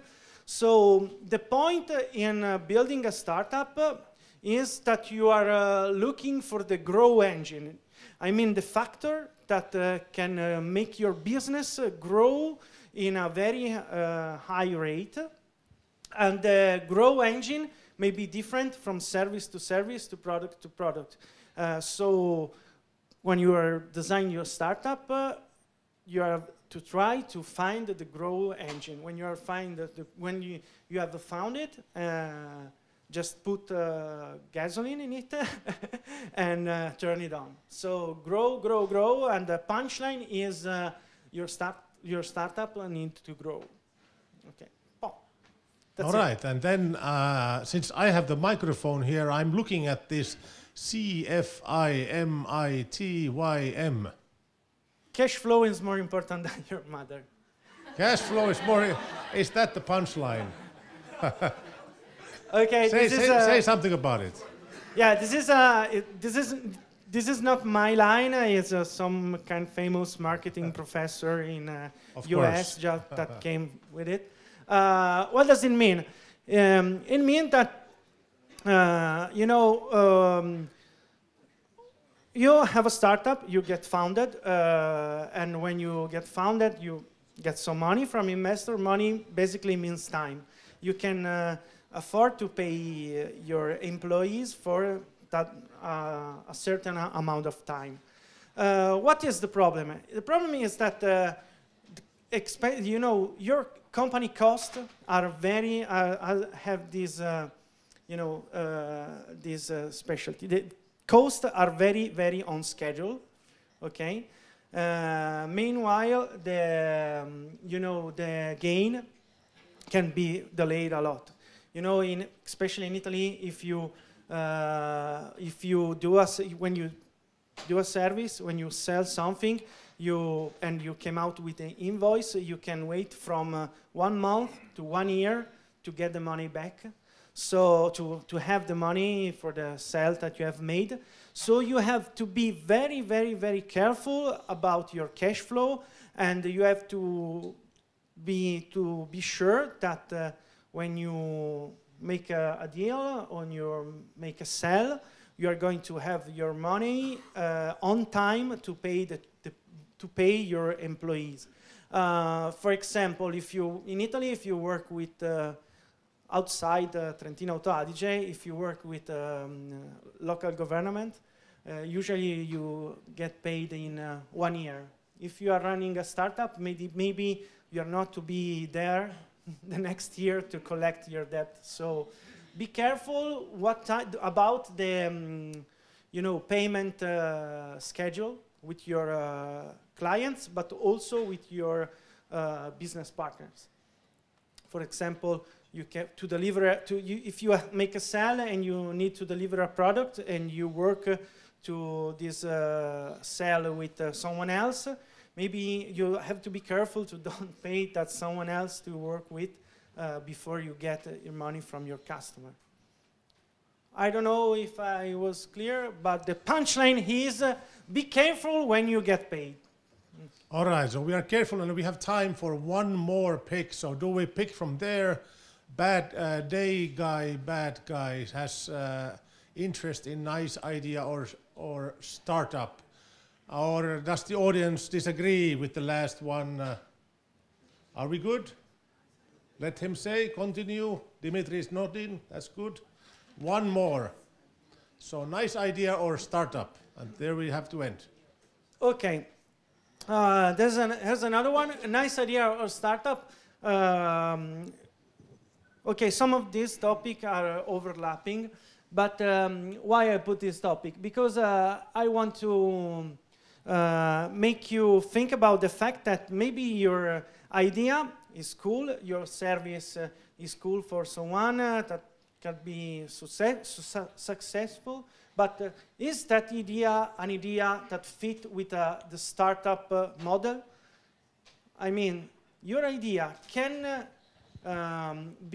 make money, first of all, can be profitable, your service, your product, and also your service or product can have the growth rate, the growth factor that an investor wants if they put money in your company. So maybe your idea is just a good idea, that can be used in a company that earn the paycheck for the employee, and that's it. Okay, and it's nothing. But there's nothing bad about that. But maybe it's not an idea that can make a startup. So you can save your time and don't go to investors and just start your company and start earning your paycheck. And there's a lot of there's much less pain in that waste your time looking for investors. Ladies and gentlemen, Lorenzo Cassulo. Thank you very much. And now, regarding the Lorenzo, I have one more question for you, and then I'm asking. We have two more, so we have three more pitches to hear, and we are zooming to the end of the evening. We will hear then one more brief talk about how to grow the ideas off, and finally we have a super duper surprise program for you before we enter into cocktail ceremony. So may I please ask EventArt to make yourself ready here, and Lorenzo. So you have here many things. So what is the most important for a startupper to remember? You said many, they have to remember all of this, but if you have to name one, what could it be? Oh, well, I think it depends from the situation of, it's very, something very personal. But for me, so for my personal point of view, can we have back the... No, we can't. You have to remember. Can't. Okay, it was the first one, time management. Because I think time is the only thing in business that you can ever have back. If you lose your money, you can have a loan. If you lose your employee, you can hire someone else. But time, when it's gone, you can do nothing about it. You sound like a philosopher. Lorenzo Cassulo, thank you. Thanks. And now our next presentation is by Radka. Radka comes from Bulgaria, and she will explain how the magic is done by organizing the events in a better way.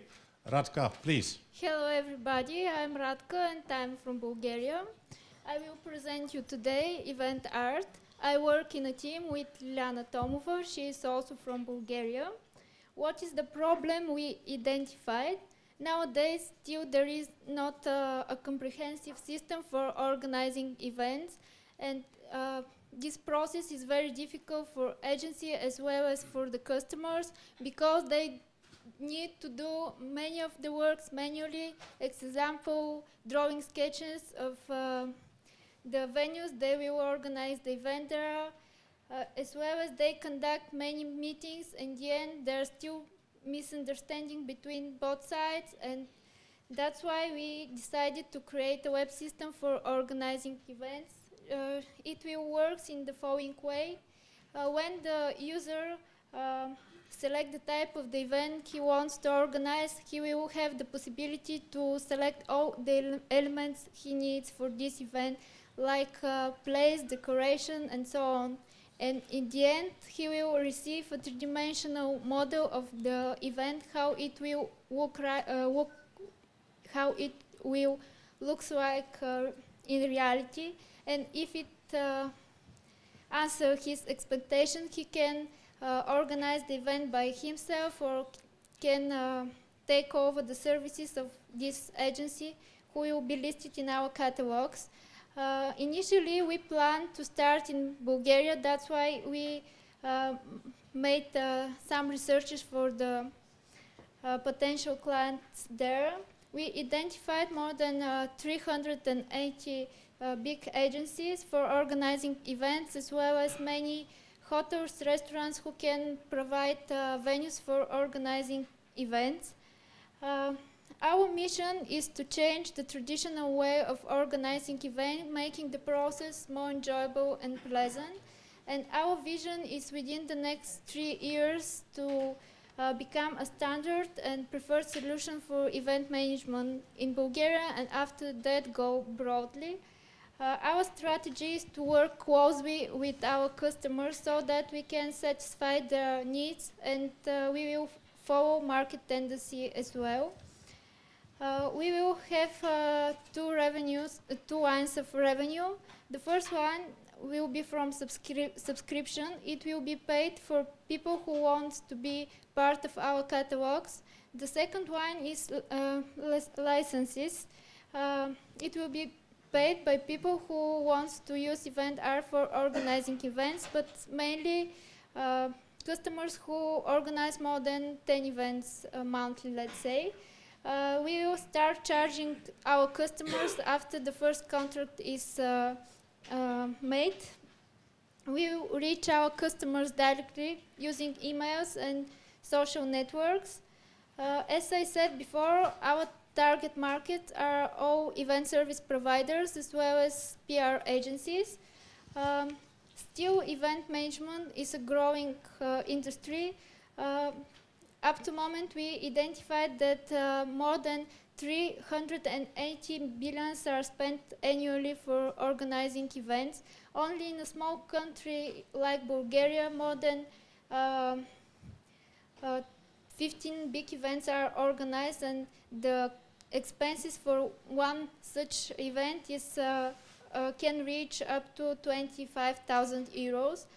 Of course, we have some competitions in face of some substitutors, as well as we have one direct competitor operating in the United States, but this competitor provides a three-dimensional view, but the places are not real, the models are not real, and it doesn't have a list of agencies who can organize the event. Our system will be divided in two parts: event management system and 3D module. The event management system will be developed with PHP and Drupal, and the user interface will be developed with jQuery. For the 3D model, we will use a ready solution, 3D Sweet Home 3D, so that we will save some time and money, as well as this is a stable solution and could be integrated in our system. For producing our system, we need 2 more developers, as well as a web designer and QA. Our organizational structure will be flat due to the fact we are a small team. Our status till the moment, we are working on the prototype, mainly on the user interface, and we conducted by email more than 80 agencies. 22% of them answered our questionnaire, and 70% of them told us that our system will really happy them, and we are hoping that till the end of 2030 we will have working system. If there is some questions, I will be happy to answer you. Thank you very much. Ladies and gentlemen, EventArt. GuideSavvy, Dimitri from Novosibirsk, come here. And I saw an interesting number. I mean, numbers are good. You had a number, 380 billion, was it dollars or euros? Euros, yeah. Even better. How much of that do you want to earn yourself? We will be happy to have 10% of them. 10% of 380 billion. EventArt, I'll thank you. Thank you.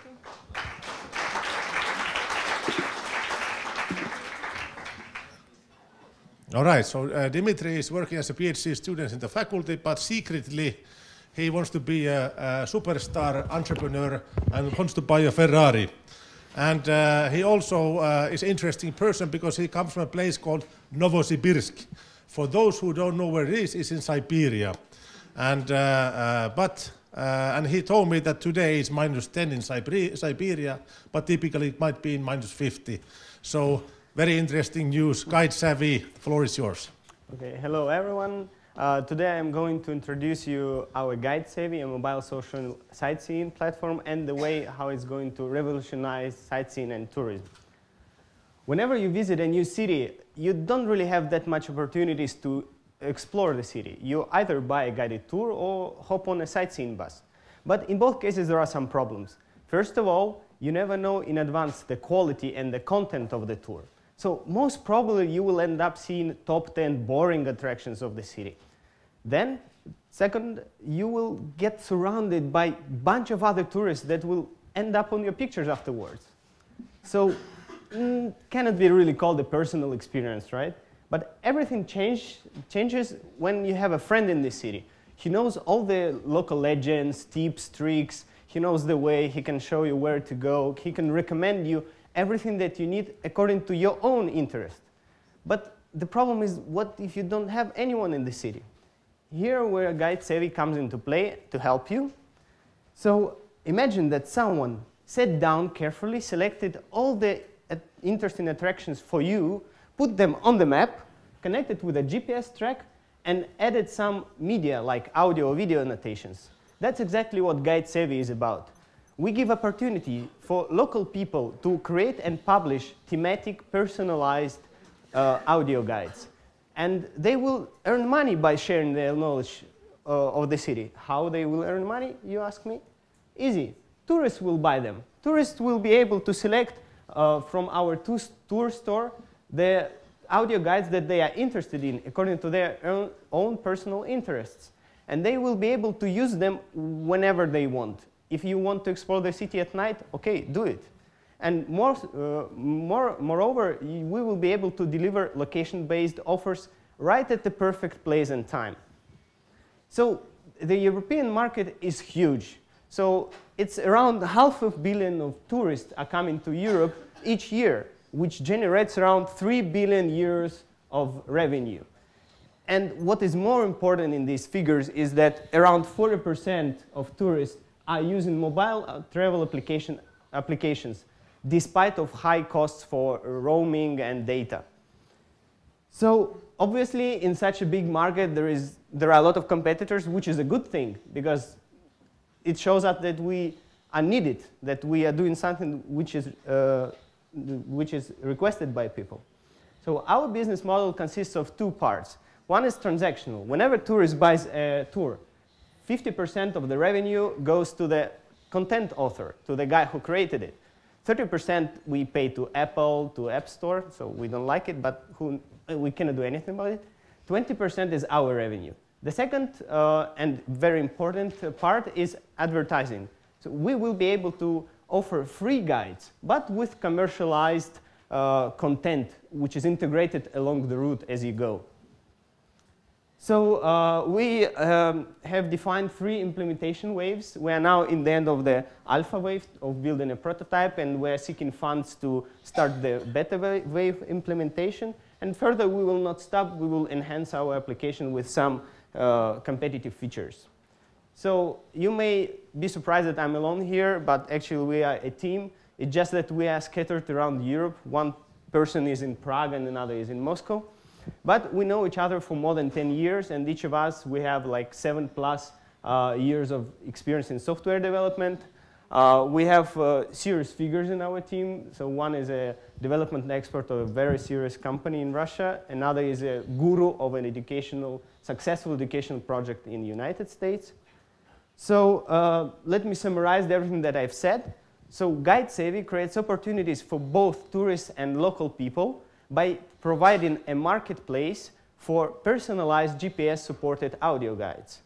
So we believe that this is an unsaturated market which is open to a new groovy solution, a cool solution, which is full of new competitive features, which I believe we have. So for all your questions and getting answers, I will be happy to see you at my poster, which is right here. So thank you for your attention. GuideSavvy. All right, so the evening is nearing. Next we have calligraphy, and Ron, you may inform the cocktail people that we will be, we have good news, we are only 50 minutes late. It could be much worse. So please inform that we'll be running 50 minutes late and everybody gets there. But before we go there, Dimitri, so are you a touristic person? Have you identified this problem when you have been visiting Rome or other cities?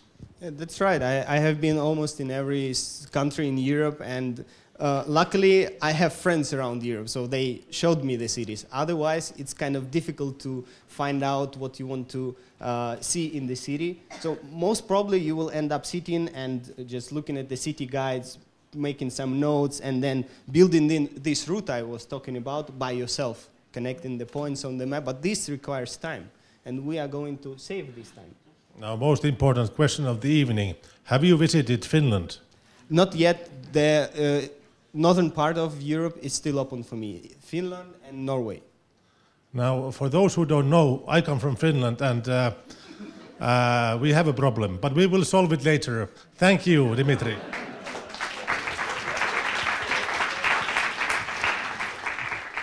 And now we run into something that I call a technological innovation. This is magic as its best. So without saying anything more, Lucas, shock us. Sure. Thanks. Well, thank you, Pekka, for the kind introduction. I hope everybody's still awake. It's kind of late. I'm also a bit tired, but also a bit nervous. Okay, so let's talk about calligraphy. Write your best. Yeah, we'll start with the overview.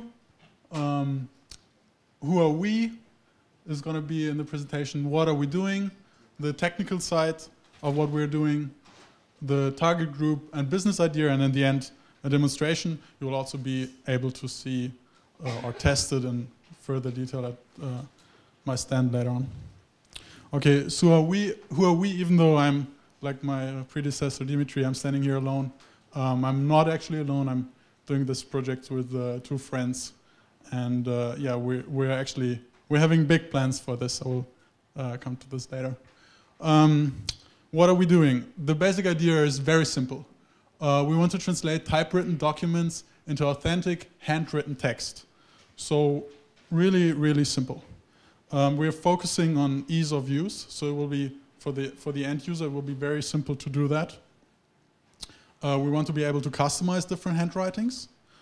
And most importantly, we want to be able to use their own, like the people's handwriting. We want to enable people to use their own handwriting. And it will be, the input will be very simple through a touchpad or any mobile device with a touch screen, which nowadays most of the people have. So here's, well, a sample of a prototype. The left side is actually computer-written text, and the right side is computer-generated text We used the handwriting to do that and then took a picture of the paper that we printed it on. You will also be able to have a look at this very paper later on. Okay, so let's talk about the technical side. Well, you might say there are already fonts existing that try to simulate handwriting. And we are saying, well, they're not the real thing. Every E is the same because it's just a preset of letters. So what we did experimenting in the beginning was every letter we recorded as an image, and then we used rotating and scaling to basically make each letter look individual. And that is what is done in the prototype that you saw before.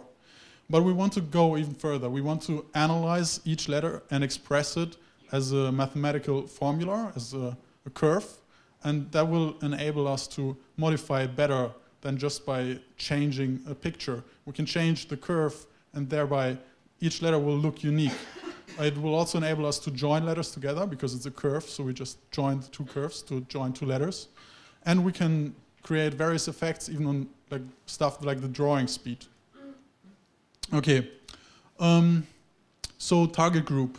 There are many different reasons why people might use this software, and these are just some guesses because we don't know yet. Actually, we want to push really hard to put a prototype out there, but at the moment it's only internal. So the reasons might be personalization, efficient conversion into own handwriting, just for fun, to impress friends, or if you're a software developer, you might be using our API to convert text into handwriting.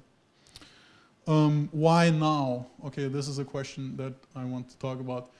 Children now learn how to type before they learn how to write.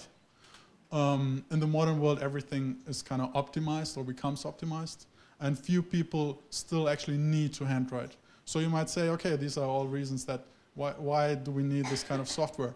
Well, we're saying that personalization is really, really important. And well, personalizing text, there's nothing better than handwritten text. If you write a letter to a friend, or you get a letter and it's handwritten, that's personal, and it doesn't get more personal. So the business idea, well, we want to make an online service. We want to make it free to use because we believe in freedom of use. And the good thing is we will be a temporary monopoly. There's no one out there that we know of that does offer this kind of service. So, yes, now I will quickly show, I hope I'm still okay on time. I will quickly show two prototypes that we developed.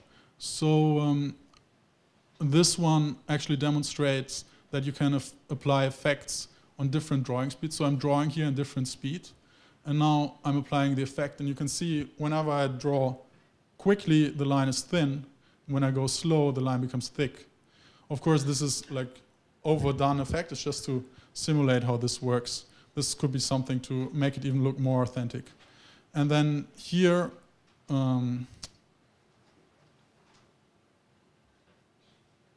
well, you will be able to. I can. Well, I can write any text, and then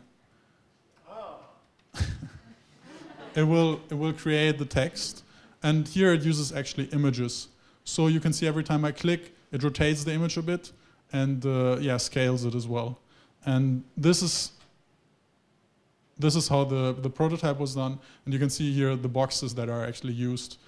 So this is already a kind of cool effect, but we say we can be even better. And yeah, at the moment there is nothing on the website, but if you check in a few days, there will be. We're really pushing hard to bring this to you. Thank you very much. This is Calligraphy.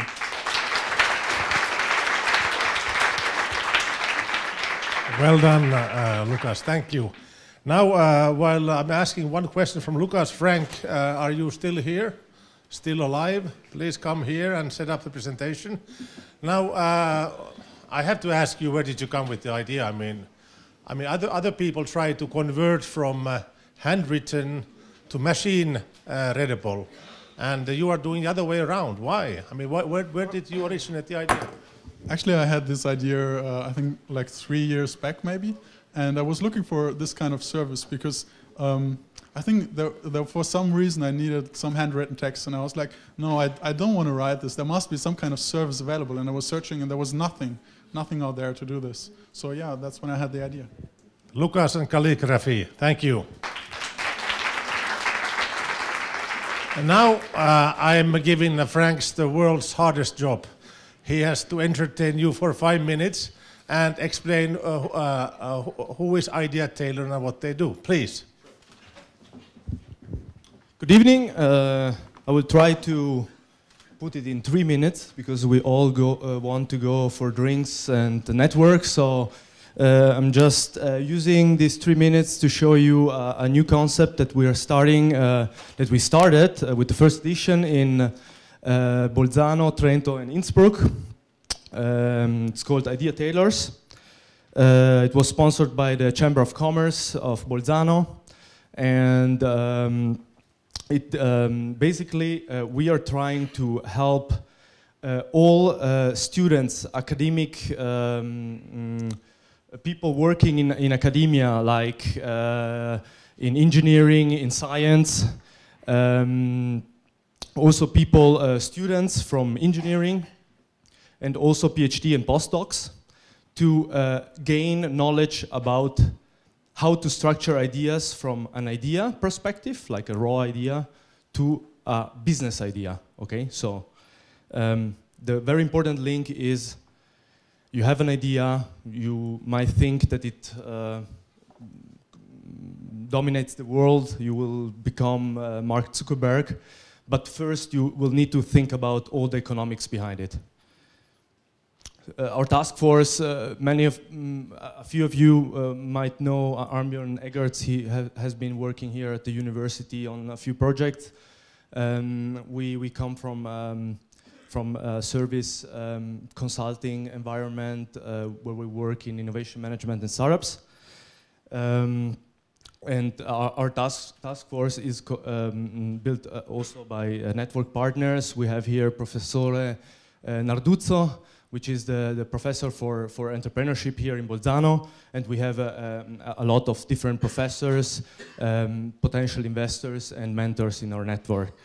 In the second edition, we will have an advisory board of private companies too, and so what we identified is first there is one problem. So Europe, not generally Europe, but a lot of companies, a lot of countries in Europe, the lack of entrepreneurship.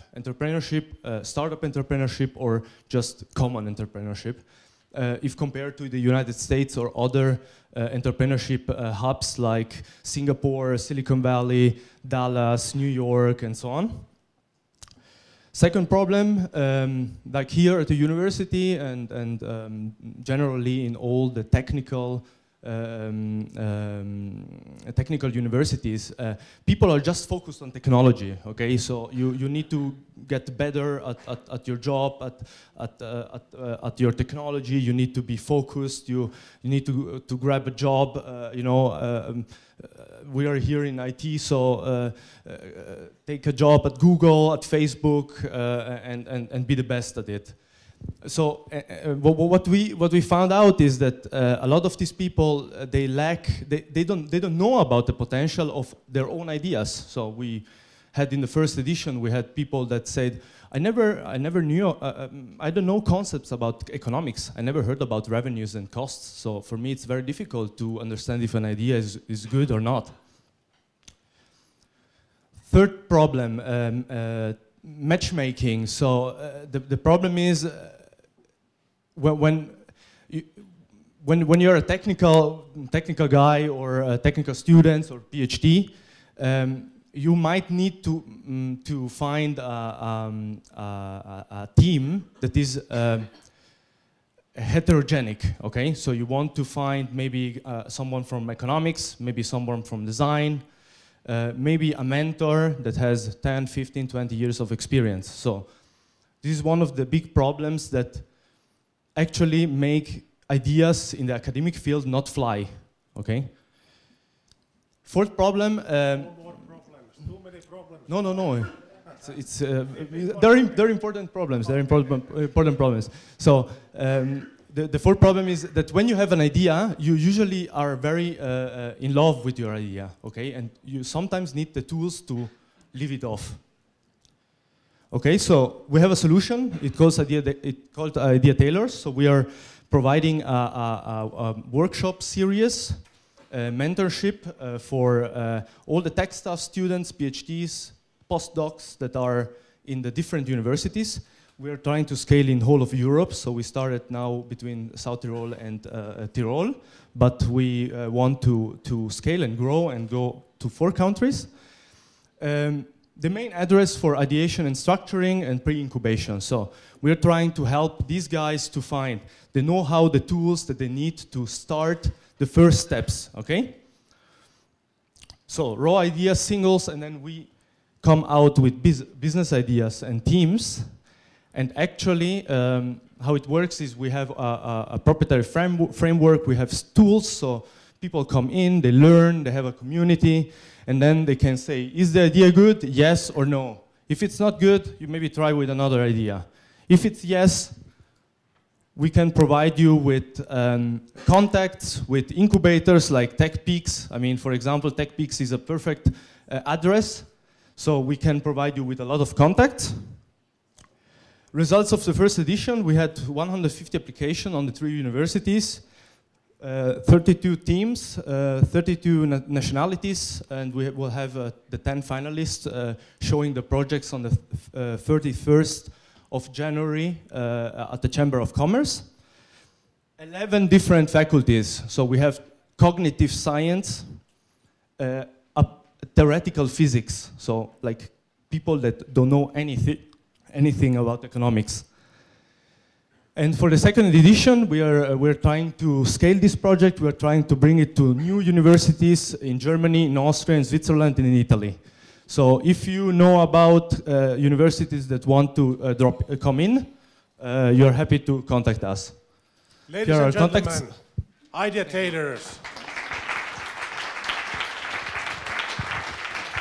All right, and Frank has promised to stay in the evening, so you may feel free to contact him in the cocktail. Now we come on to the final point, but before that, I would like to ask one more question from you, and I'll let the people who are the final members of the show, our first-year students, please come here. Let's give a big round of applause for the first-year students. So, Frank, tell me, as you are one of those who are able to tailor an idea, what characterizes a good idea? Well, I think it's a mix. It's a mix of different points. So, in our framework, for example, there are eight components. Okay, you will need to have these 8 components developed before you have a good business idea. Okay.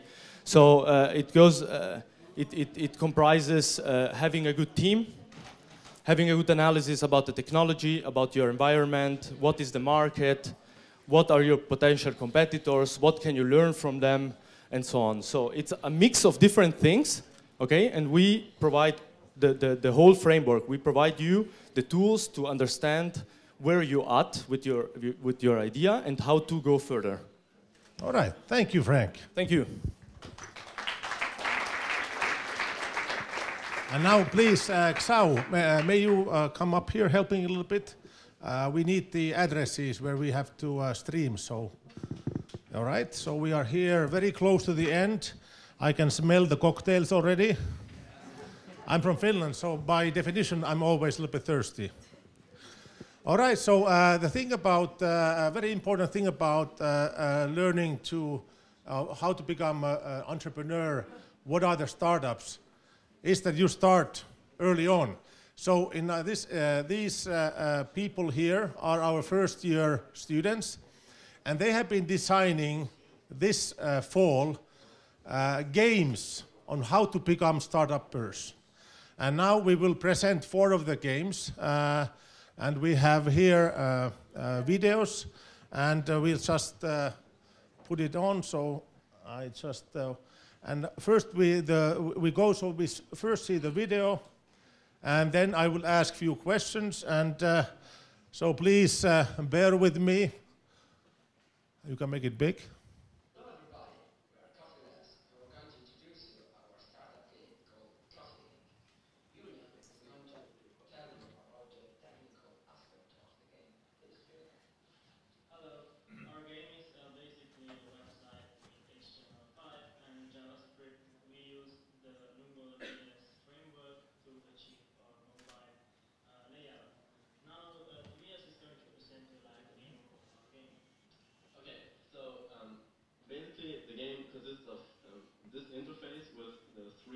Navigation tabs and this top bar where you have all the game information.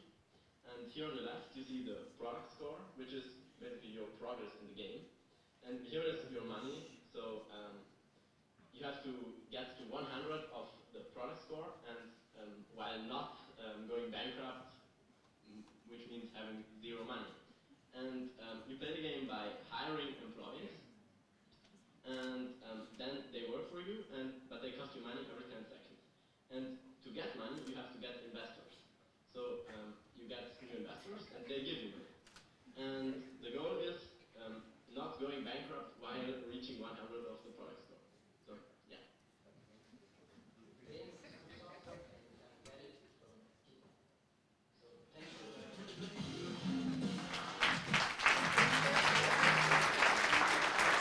All right, Mr. Coffee Labs, come here. So what do you mean? You said many times that you go bankrupt. Who is going bankrupt? Ideally no one, but the goal of the game is to be able to win without losing all your money. But there are like some sort of, how could you say, some sort of problems that can arise through the way you play the game, and these problems will cause you to lose money, and also investors have a certain share in your startup, which of course could cause them to refuse certain actions you're trying to perform, like hiring new employees. You answered like a professor. That was a very nice answer. Thank you. And finally, is the game playable, so we can actually try it out tonight? Yes. So that was not a professor answer, but maybe you continue. We have the URL there, or do you remember it? No. So, anyway, it's a GitHub page. You can just go there and play it. And everybody here knows what's a GitHub page, so no problems. Thank you, and let's give a big round of applause. Well done, guys.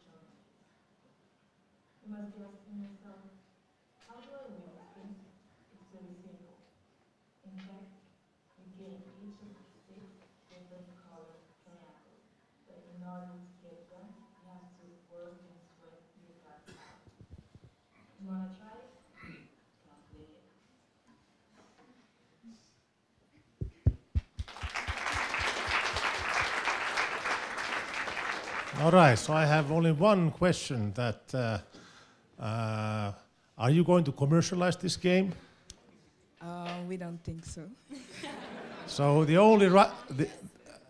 so if you're able to make money, yes. That is the right answer. Thank you.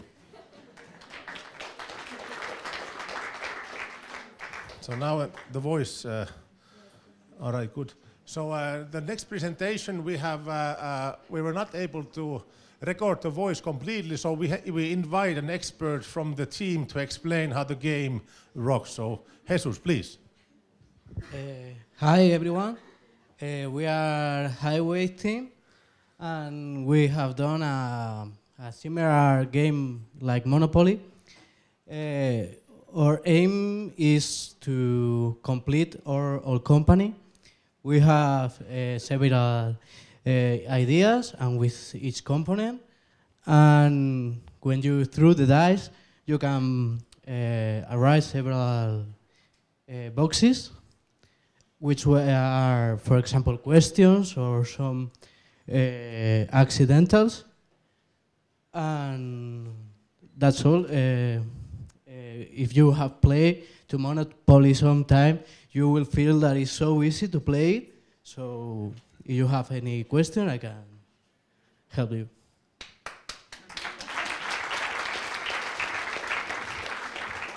All right, Jesus, don't run away yet.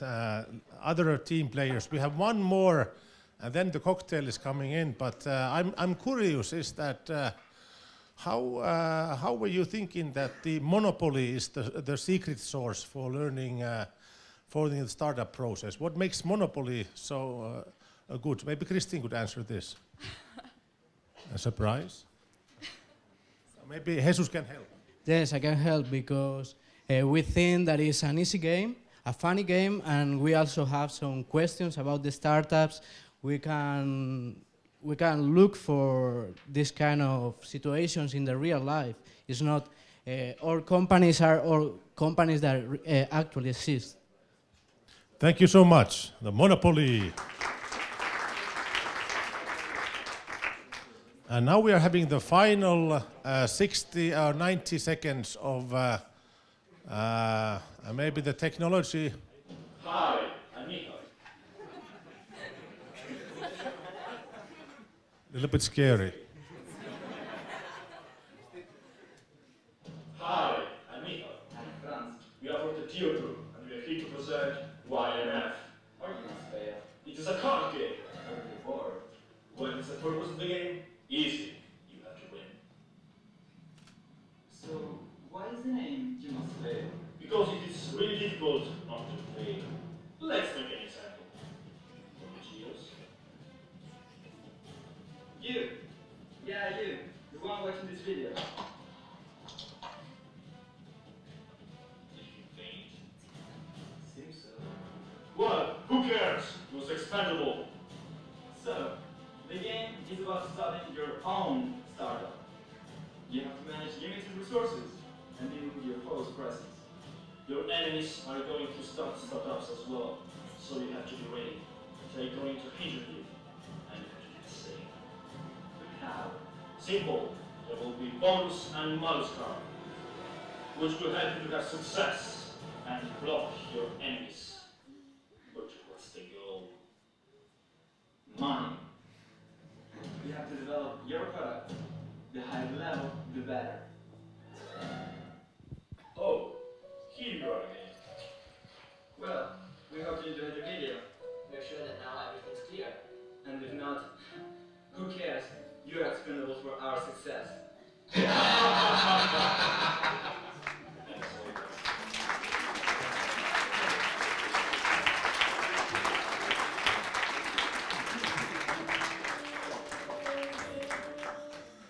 I'm not sure if I have any questions. I must admit.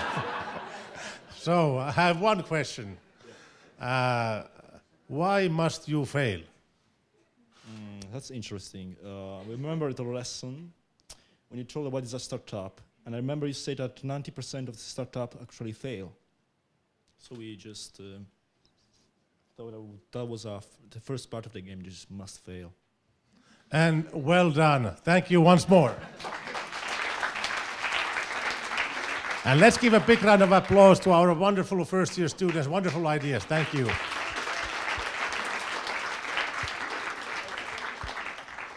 And now I would like to, we have a large technical team from our faculty, fellow researchers. Christian Kummeris has been leading the build up the live video broadcast, and I will not interview you, so you know you can relax. So let's give a big round of applause for the tweeting, for all the work they have done.